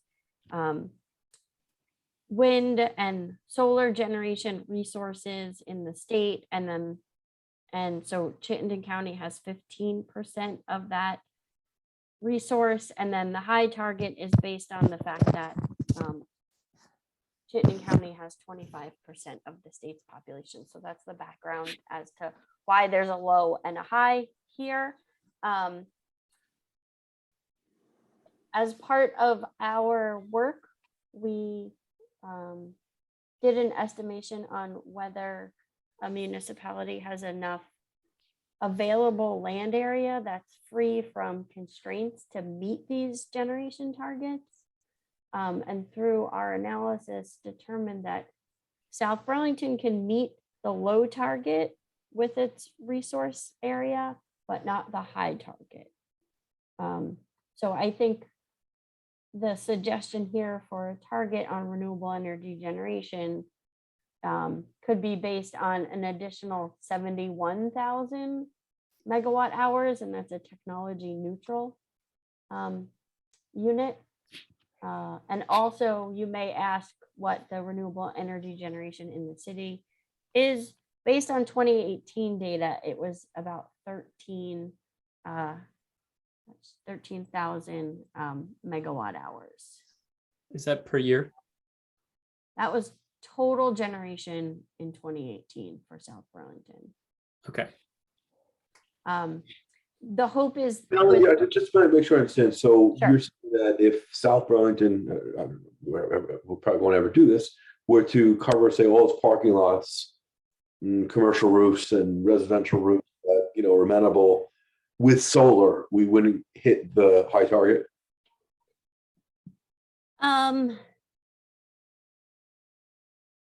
It is the target analysis was based on a combination of land-based. So yeah, there was not enough resource area and not enough rooftops to meet the high target. So the modeling indicated that South Burlington could reasonably meet the low target. So Melanie, Oh. just to unpack that just a little bit further, when you say resource area, you and I had a conversation a couple months ago on this. Just to be very clear, there's sort of this three-way tug of war in South Burlington for land, right? There's renewable energy generation, which is one. There's natural resource conservation, which is a second, and then there's housing, economic development, et cetera, as a third. And you can put solar on some roofs and things, but when you say resource areas can be used to get the low target, that means things like greenfield grassland areas, right?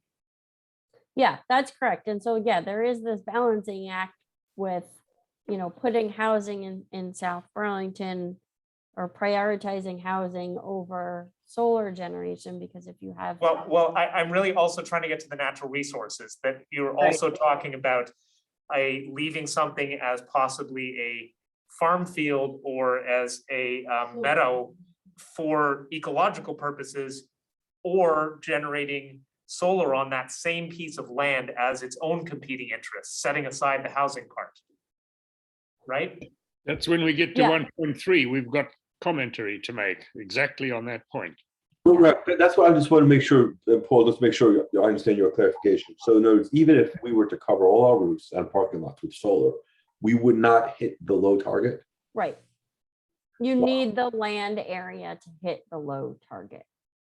Are we including wind generation. The megawatt hours is a technology neutral unit. So, I mean, wind could be included, but it's not, Well, there's a huge difference in land usage. Wind, you don't encumber the land so that it can't be used for food production or sequestration. Whereas if you have a ground mount solar system, you've screwed the land. You can't use it for anything else. As we've seen. So I made a note that we should absolutely not encourage ground-based solar systems, but we should encourage wind.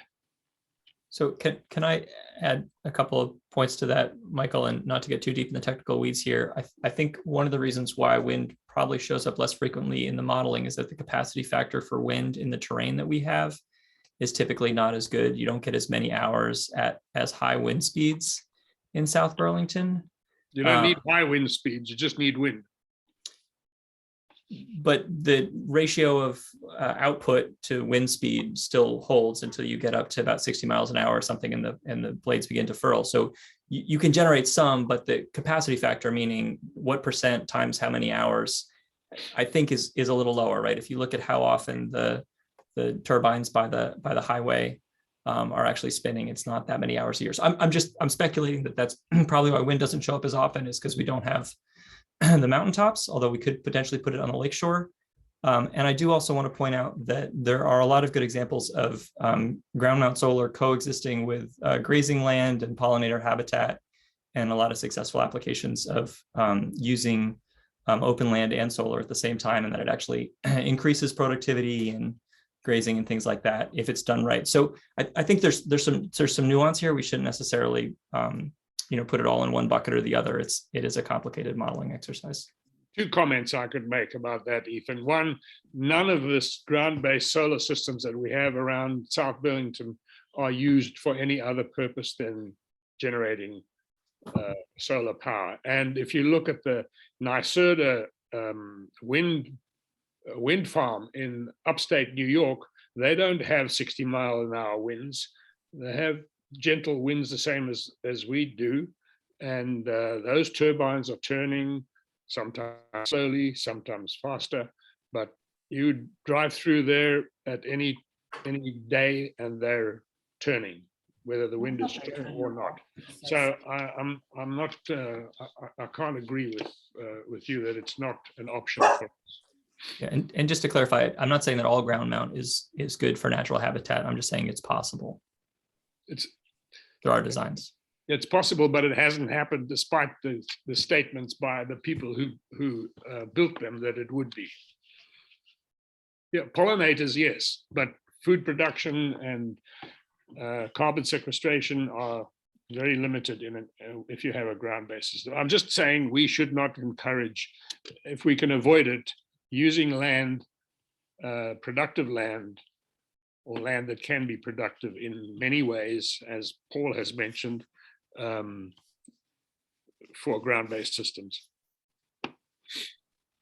Yeah, I agree with that. I mean, this is a tough one, but it just, this may be something that we can't hit within the confines of the four corners of the city, and we need to look outside. For instance, offshore wind with a better grid to get the energy from the coast to Vermont.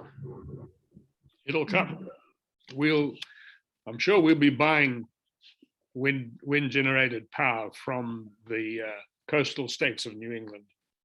So Melanie, just for everybody's information here, we're not required to try to hit the low or high targets here. However, if we don't as a city, we don't get a higher level of say with the Public Utilities Commission on location. Is that correct? Yeah, that's correct. I mean, so I put this in here as background information, and then in the scope, we had talked about this climate action plan potentially being also the enhanced energy plan. And so if we were to do that, we would need this target. But it seems like with the schedule, that enhanced energy planning potentially lies better with the planning commission. Well, but I'm hearing from folks that they don't want to try to hit the target. That's a different statement. Not to defer the project, but that the priorities of land use would not lead the city to be recommended to try to get that number. Yeah, unless there were a way, as Ethan said, to for the two to kind of coexist. Hitting the target and not using land for. Well, using land maybe for ground mounted arrays in a way which allows the land to still, be a productive meadow and have all the other benefits that a productive meadow, has, say. So, Andrew, I hear what you're saying. I do want to just be 100% clear to everybody about the functional implications. If the city does not choose to have an enhanced energy plan, i.e. it doesn't have a pathway to meet this target, it means that projects that go to create solar or wind generation to the state review board, that the city does not get to have a substantial say in their decision. So it's sort of a little bit of a catch-22 in what you just said was we would support it if it was able to be ecologically sensitive. Unfortunately, we would not have the weight to weigh in to ask the state to prioritize it to do that way. So it's just, I'm not saying that you have to do it. I'm just saying that's the consequence of not having an energy plan is we don't get substantial deference. No, that's so we should recommend, that we try and meet the low target by building on our parking lots, our roofs, and our natural areas in a way which ensures compatibility between the productive use of those natural lands and the solar generation. And if we articulate it that way, would that be a sufficient plan? No. Well, I'm asking Paul. I think I might defer to Melanie on that. I mean, it makes sense to me if the math can work with it. If we can get somewhere within the shooting range of 71,000, and it legitimately, I think that would probably pass some level of muster. But I think Michael's comment is that he doesn't necessarily agree that that's his goal. my comment is that ground-based solar systems are trumped by the preservation of open space. Open space trumps ground-based solar. So Michael, can I? But it would be a shame to not construct some mechanism which allows us to have a say on siting as Paul just described it. Right, because if we don't have a say, then we don't get to weigh in on whether it is important to avoid certain natural resources or not. We'd be shooting ourselves in the That's the catch-22. Yeah. Well, I mean, I It's think not that our authority to review solar in Vermont. so part of the question Paul, here, is it not correct that every time that there have been public hearings about the siting of ground-based solar, the public concern about siting expressed at these public meetings has been ignored by the Public Service Board? Yes, that is probably a fair statement. And the resolution to that was that the state legislature created this tool that said, if you create an enhanced energy plan, the municipal concerns then get given substantial deference at the review to address that exact problem. But you have to meet these targets in order to gain that authority. That's the catch-22 here. so basically, if we want to say no, not there, then we have to answer the question, then where? Yes. And if we don't answer the question, then when, where, then either someone's going to come in and say, well, I'm going to take this 20-acre lot and put solar on it, and that's their choice, it's their land, and we don't have much to say about it as long as the Public Service Department agrees that the grid can handle it. Or we hope that South Burlington land values are sufficiently high that it's not going to be attractive, and we roll the dice and take our chances, and maybe we get some big ground mount systems and maybe we don't. Couldn't it also be, if not where, what?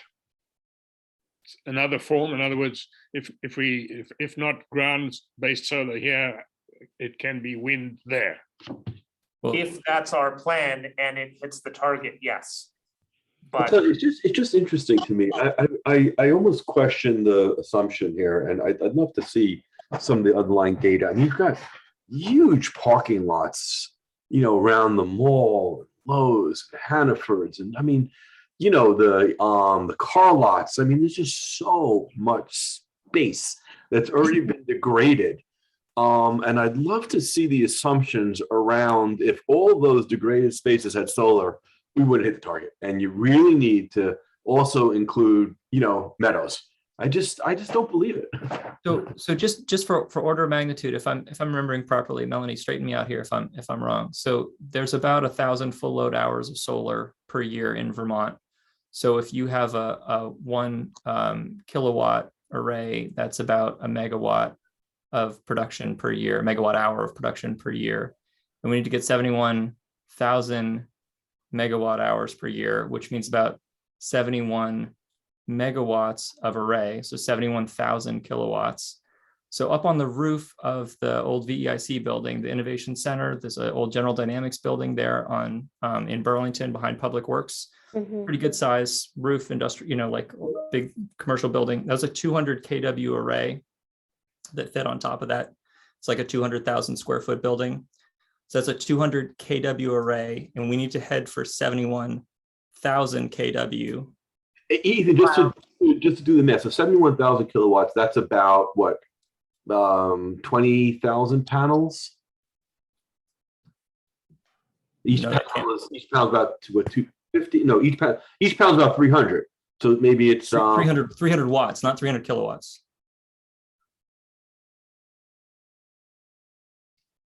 The roof, the array on top of your house is like 10 kW, right? Right. My roof is 15 kilowatts. I've got 50 panels.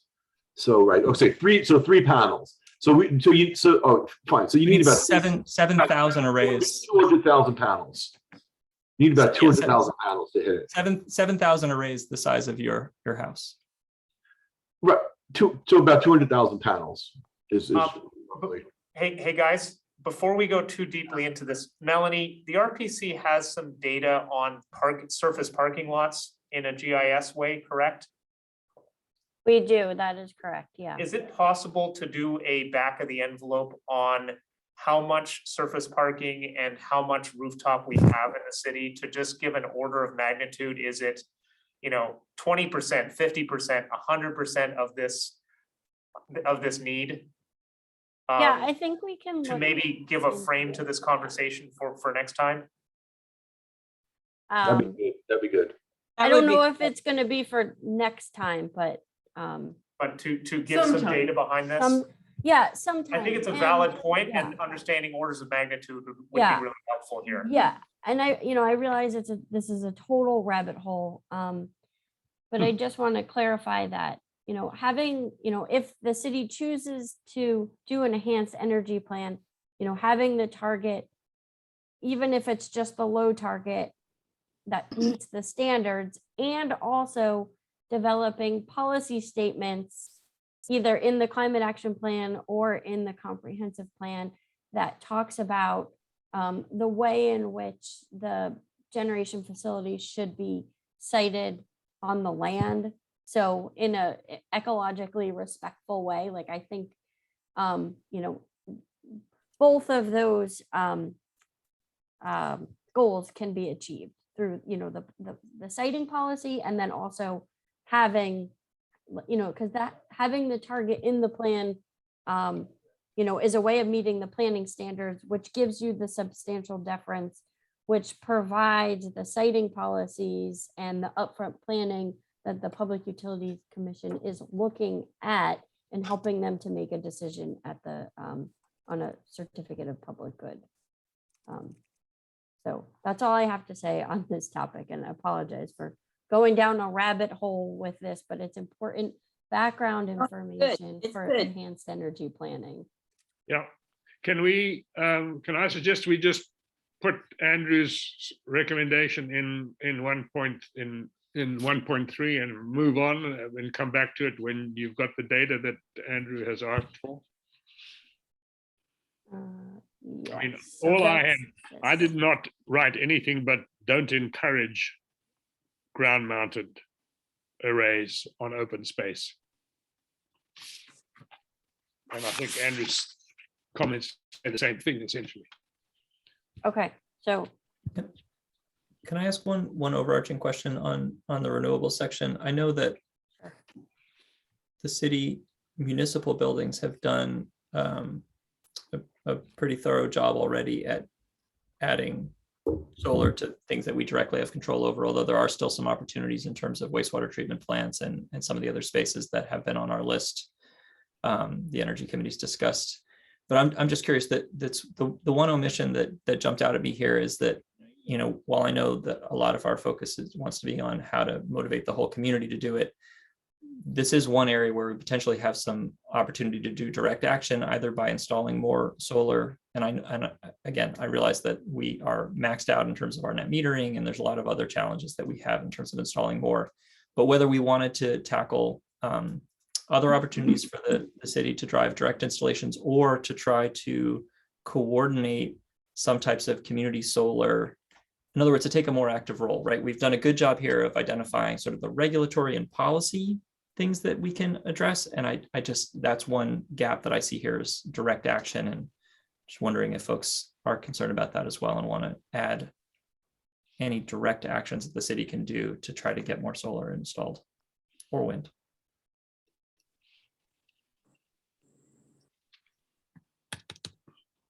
Again, knowing that there's challenges for the city to install more on their own meters, and that there's challenges for community solar right now. It's a tougher environment in the current regulations. Aren't we appetite for maxed that? out? I'm sorry, Helen, did I talk over you? No, I was just making, I thought the city, we'd already met the net metering load, so we Yeah. can't add anymore. Well, we've already surpassed the net metering load, and we added past our net metering capacity by designing a system that wouldn't ever export. So that's the loophole to pass the net Oh, I metering see. cap. Okay. So we could continue to do that as long as we match it to the loads, and add storage if we want to avoid just discarding the surplus. So yeah, that was one path that I wanted to ask about, is whether, you know, the city could put some more on in the scheme of things in terms of like the 70, you know, megawatts that we need to install. Getting a couple hundred more kilowatts from the city might not be very much. And then the other path of just, you know, a lot of cities that are in this situation are pursuing large community solar installations, so that citizens can buy renewables that they don't have a good site for themselves. My roof is lousy for solar, and so I'd love to be able to buy community, but the environment's kind of stymied in the current regulatory environment. So just asking folks if we want to include those on there, or if we think that's not going anywhere. Ethan could, oh, sorry, go ahead, Michael. I'm just a bit surprised that we can't reach the target. If they're saying 90, this is very back of the envelope and may not be valid. 9,500 buildings, and like my little house, they each generate 4 megawatt hours in a year. Then that's already 40,000 of the 70 whatever thousand. Can we maybe take this offline? I honestly, I just did some quick math, and I showed that if we covered 85 acres with solar panels, we'd hit the difference of 68,000 megawatt hours. Maybe I did it wrong, but I think I got it right. And if it's 85 acres, I think we've got enough parking, but maybe we could take it offline and do that math. Yeah, I think we're gonna come back to that. So we'll get to have a second round with that discussion. But I mean, it's one thing to figure out how much parking, say, we have, and then also how much acreage we would need, right? So I think we should do that second bit too, right? Just to make sure we've absolutely tested the assumptions here. Yep. I Totally. think we also want to calibrate, I mean, we've got a lot of huge parking lots that are empty. I don't know if we necessarily want to cover them with solar panels, and not before we think about, you know, revitalizing or Mhm. you know, rebuilding them with housing, which I Housing. guess could have panels on top. But, Right. you know, I don't think I want all the empty parking lots just a sea of, Well, we don't necessarily need to address that. If the question is just, do we have previously disturbed land that's large enough that avoids the question of having to put solar on top of green field? So Exactly. that's a fair point. If you got those on top of new buildings, that's great too. yeah, You know, no, I get it. You can, Yeah, we've used the landfill for that purpose. That's, you know, the kind of thing we should be looking for. So I guess So Ethan, to your question about community solar, I'm not personally super familiar with that. Could, in theory, if the city had land or rooftops that belong to the city, could they be dedicated to community solar? Is that what you were trying to go to? That we use some of our land assets for that purpose? yeah, you use the city for that purpose, or somehow create some other type of mechanism to help coordinate and fund and administer community solar through, you know, third-party buildings. I don't know exactly how I don't know how the net metering policy that capped us out for net metering interacts with the group net metering policy. Because that might be the limitation. Again, I don't know, like, different customers, right? We had a sort of loophole by trying to push some onto the school because it's a different customer. right. But yeah, generally speaking, Paul, that's what I'm talking about is, you know, I'm just envisioning, so we know that the city's not going to be able to by itself do everything that we need to meet by renewables, but we've in a lot of these sections wanted to say, well, the city's going to lead. We don't have all the cars in the city, but we're going to try to convert some of our cars to low carbon options. We don't have all the, you know, buildings, but we're going to do efficiency in our buildings. We've done a lot of stuff with renewables, and I'm asking the question, are we just going to say we're done and we're so far ahead that we're not going to do anything more with renewables? Or do we see any options where the city could say, we're asking you all to put renewables on, and here's the things that we're going to do that's under our control, that we're going to raise these funds, manage these projects, and get more renewables done. And I realize it's more difficult because we are ahead of the curve and we've done the easy ones that were under our net metering cap and even some hard ones. But it's notably absent here. I'm anticipating that the public's going to be like, where's your solar? Are we happy with our answer?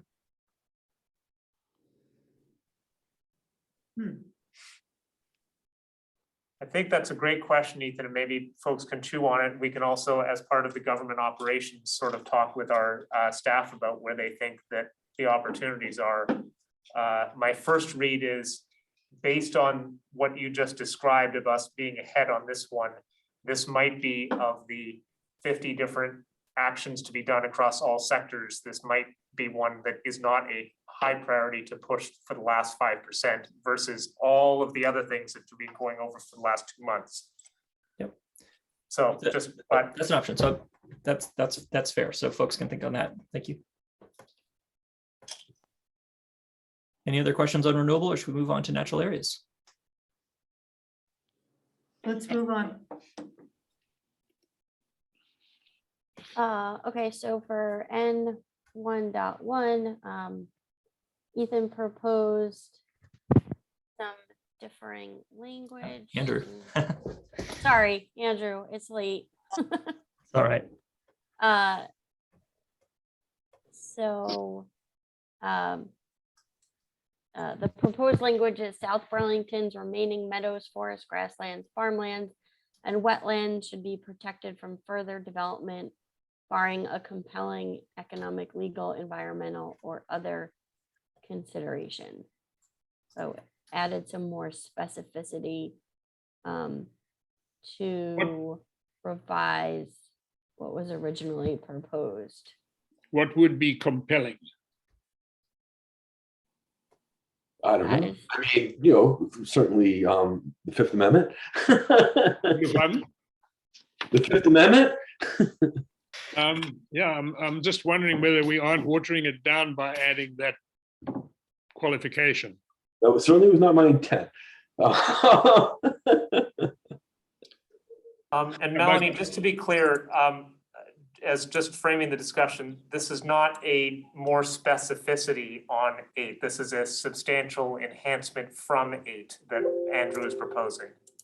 Yeah, I mean, and just to flesh it out, and I think Be clear a lot of people comment earlier, my own perspective wearing this climate task force hat is that we do need to change business as usual, and that we are in a crisis, and that we really can't afford to sacrifice our natural areas unless there's a compelling reason to do so. I don't think that's the way we've been operating. I don't think that's the way the world's been operating, but I think that's the way we need to operate. And I think that's what this task force should recommend, at least that's one man's perspective.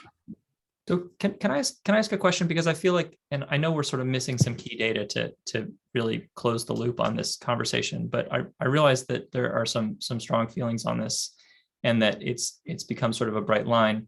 But I know in the earlier conversations we had about it, there was some desire to be able to sort of put the carbon sequestration value of land on an equal footing and be able to articulate how that value compared to some of the other things that we might want to do.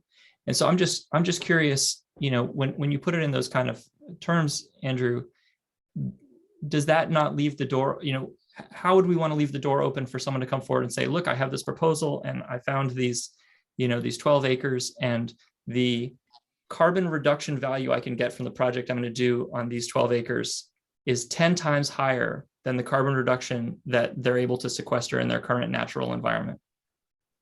And if we looked at all the math and we're like, you know what, your math checks out, would we still say, nope, but it's natural land and so I'm zero not tolerance? focused on carbon sequestration, Ethan. I'm focused on resilience as well, and having arable land, having land for pollinators, having land for wildlife, having land to filter water, having land to protect against flooding, having land for all the environmental services that are going to be under incredible pressure as the climate changes.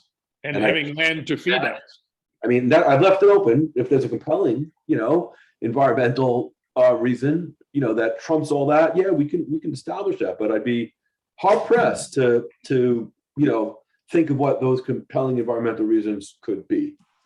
So why don't we leave that off and say, Andrew, that farmlands and wetlands must be protected from further development, and stop right there. Well, I don't know, Mike. I mean, I would love that personally, but I think there's isn't that our goal? That landowners have rights too. So I'm not sure that we'd be credible to say exactly that. All right. Landowners have rights, but they also have obligations. And in today's world, they play the most important role in either succeeding or spoiling this effort. I'm sorry. I mean, there's no social or community interest in private land ownership. So we have to live with that in this country. It's absolute. But I mean, I don't think we should water down our objective, whether we can get there in the light of land ownership rules and in this country. But I don't know if that's the issue here. That's something we would have to confront one landowner at a time. But I think we should try and stop what you're saying, which is protect those remaining forests, grasslands, farmlands, and meadows and wetlands. I guess I still have to come back to the question. I realize it's hard to quantify, the things that you listed, Andrew, are even more difficult to quantify than the carbon sequestration value, the value for resilience, and some of those other things are even more challenging to quantify. But I feel like in other areas, we understand that there's a way to make net calculations, right? We hear some detractors of renewable energy say, but renewables require you to mine minerals in order to make the panels. And then those of us who are in the business say, well, okay, you do the math and you see that, it's only 5% impact versus 95% benefit. And so on net, we realize that somewhere there's going to be a hole in the ground, and it's possible that it is going to damage some runoff water. But compared to the alternative of digging up coal, we think it's better to dig up silicon and make panels, right? And so we make these net calculations. What would you suggest as the language, Ethan? So I'm just saying, you have some language in here that says, that has caveats, that says there are some conditions under which we accommodate it. And So I'm just, what that's how good. do you codify it? How would I codify it? Or, Not so codify it. I'm asking for a suggestion.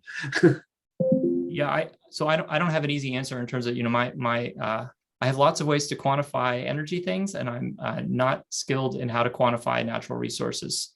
So I don't have a direct recommendation there, but I know there are people who have that expertise. We don't have to necessarily try to quantify the economic value of every square foot of land to do this. I mean, you put some language in. I think we could have some language that says, unless there's a compelling reason. I'm just asking, because what I'm hearing is you put some language in there that said, let's try to do our best unless there's some good reason. And there's some others who said, nope, we're not giving an inch on this. Every blade of grass needs to stay exactly where it is. And I'm just asking the group, is there a reason why we're going to take such a hardline stand on natural resources when in other things we're willing to look for a net benefit? We have to take the hard line now because there's always going to be somebody or some compromise, which, well, I hope there isn't, but hell, we need to go for broke here. But why here, right? So I suggested going for broke on renewables, and we can't go for broke on renewables because we've got to protect natural lands, but we do have to go for broke on natural lands because what? That's what I'm asking. Why is it the sacred cow? Natural land is a sacred cow because we won't survive without it. You can't rehab it either. I mean, once you change it, that resource is gone. So when you think about the pluses and minuses, that has some value. That if I change it to do X, I'm never going to be able to go back to unchanging it. And there's something. Or it's really hard to. I mean, maybe Red Rocks Park used to be all cleared, right? It was someone's private estate, so it does go back. But there's a point made in the chat that there's the amount of open land is fixed, finite. We can't buy anymore. We can't make anymore. It's what we've got is it. So to use your phrase, Ethan, every blade of grass is worth worth saving and necessary to save. We shouldn't, if we have to back off or compromise, not now. Now's not the time. Can I ask a question with regard to N 1.1? Are we saying that it's a value or it's a priority? Are we saying we want the Planning Commission to rewrite everything that says natural resources and says no development? I mean, what are we looking for? A policy out of the Planning Commission to strengthen the protections on these natural resources? Or are we stating an aspirational value? If I was just Joe Blow in the public, I would ask the Planning Commission to do exactly what you just said. Improve our environmental protection.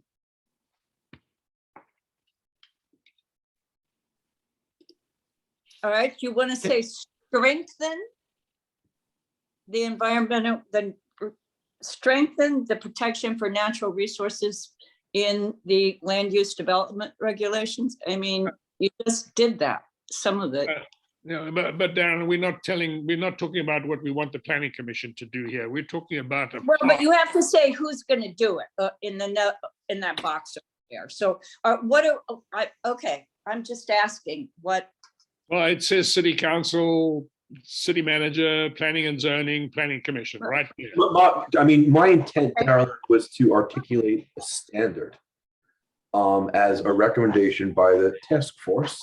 And then the implementation questions, if we will agree on a standard, I think we've also said those implementation questions are kind of the next phase. So that's just my intent can we agree from a climate change perspective, what the standard should be? I think we can, and I think that's why you don't have to put compelling economic, legal, environmental, it's like too many open doors there. That's what I was proposing 10 Yeah, minutes ago. I agree. And again, I'm going to ask, do we leave any room open for considerations that, if there are dense developments that are proposed for South Burlington that we think without which would result in larger developments outside of South Burlington, and so more acres of natural land would get lost? Is it South Burlington's land specifically that's essential for the future of the planet, or is it just land somewhere? It's somewhere the in only Vermont? one we can talk about. That's a fallacious argument. That doesn't hold any water, that argument. The towns around us also are going to be trying to do what we're doing. So just because we don't build doesn't mean that their open space is going to be paved over. That's not, and we can't regulate it from here. I guess So- I'm starting from the assumption there's a finite demand for buildings. No, But there's that's not a why finite demand for building. We can go up, we can rezone. Again, that's why we're stressing in incentivizing dense housing in already developed areas, denser housing and accessory housing, right? How do we accomplish these two goals, right? We better utilize the land that's already been degraded, and we save the remaining undegraded land. And other towns do the same.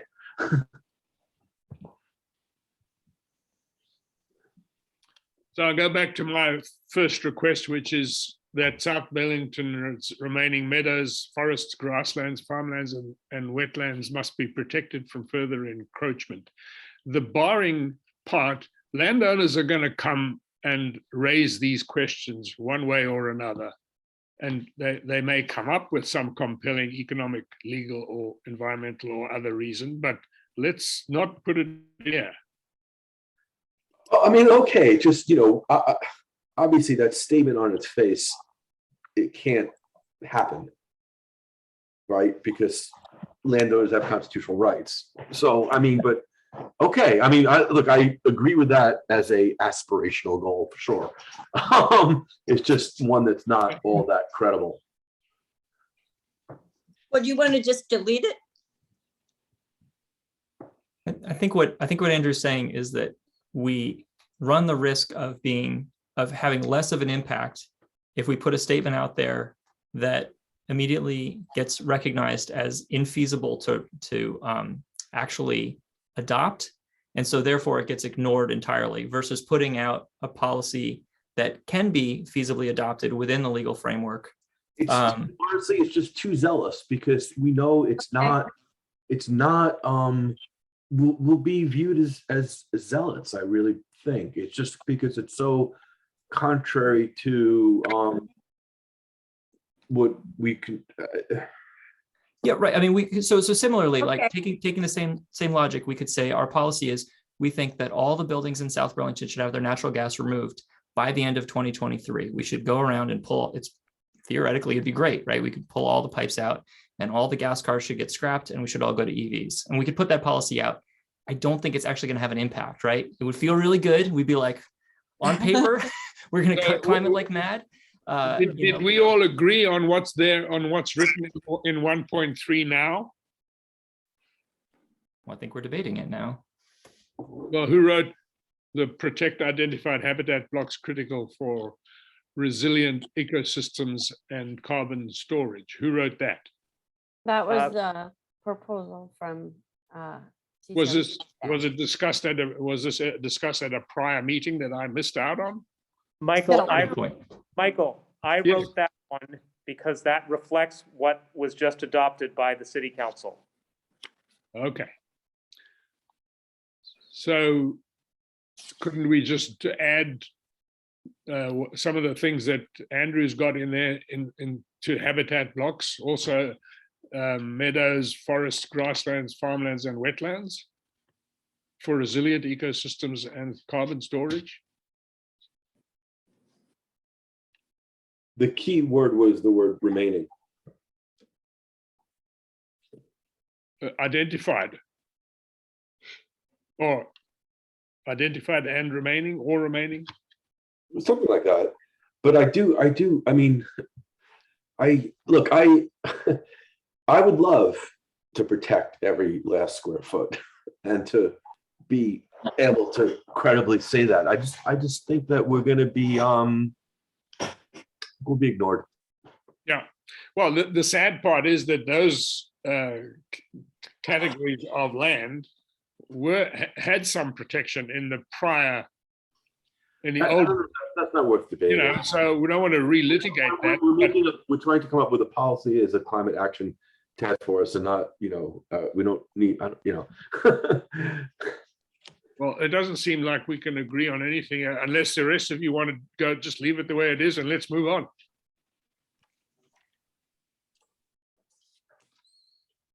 Well, it is 9:40, so maybe we should just leave. Maybe we should sleep on this. Okay.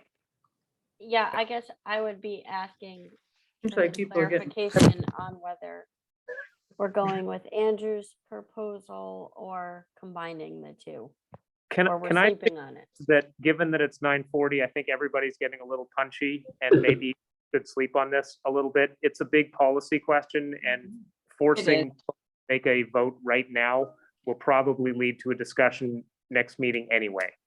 Right, we have some key people who aren't here. Yeah.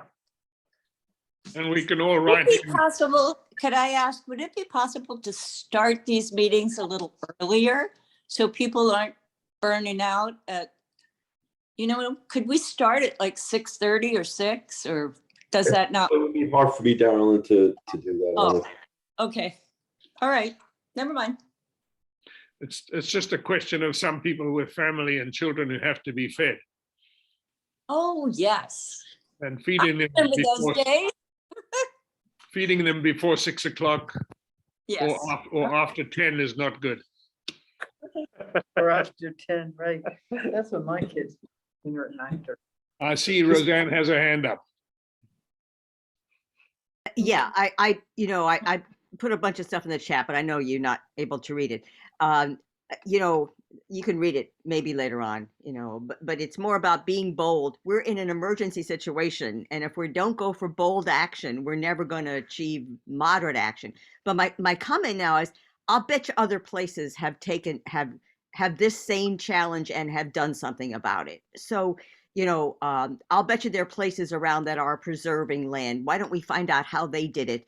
And so we're not reinventing the wheel again. Just a thought. Yeah, that's a good point.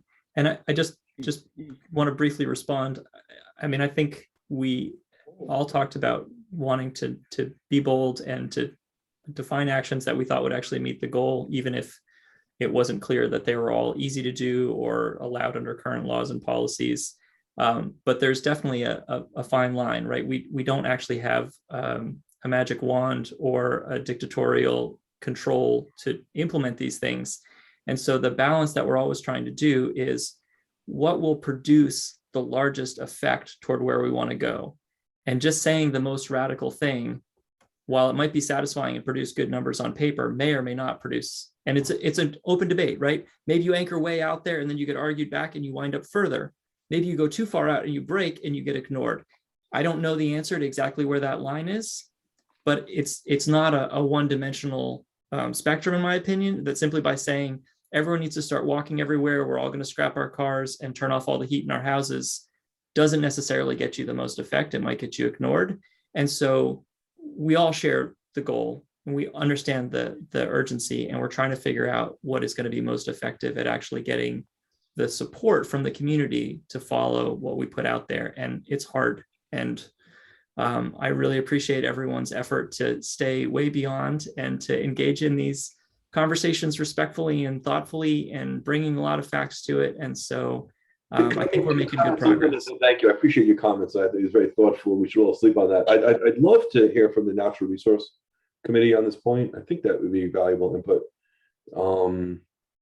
So I don't know, Bill, if you're still on, that would be good input, I think, for our next meeting on this exact point. And second, I put in the chat the math around the 86 acres, and I don't know, maybe if Melanie, Ethan, if you guys can check me on that, would be helpful. Yeah, I did it back of the envelope. I got 200, but we're in the same order of magnitude. So I think we're close enough. Yeah. Three digits somewhere in there. Yeah, thanks for putting that in the chat, Andrew. I grabbed it and I have it in a document for Okay, further great. explanation. I didn't want to lose it. Yeah. Okay.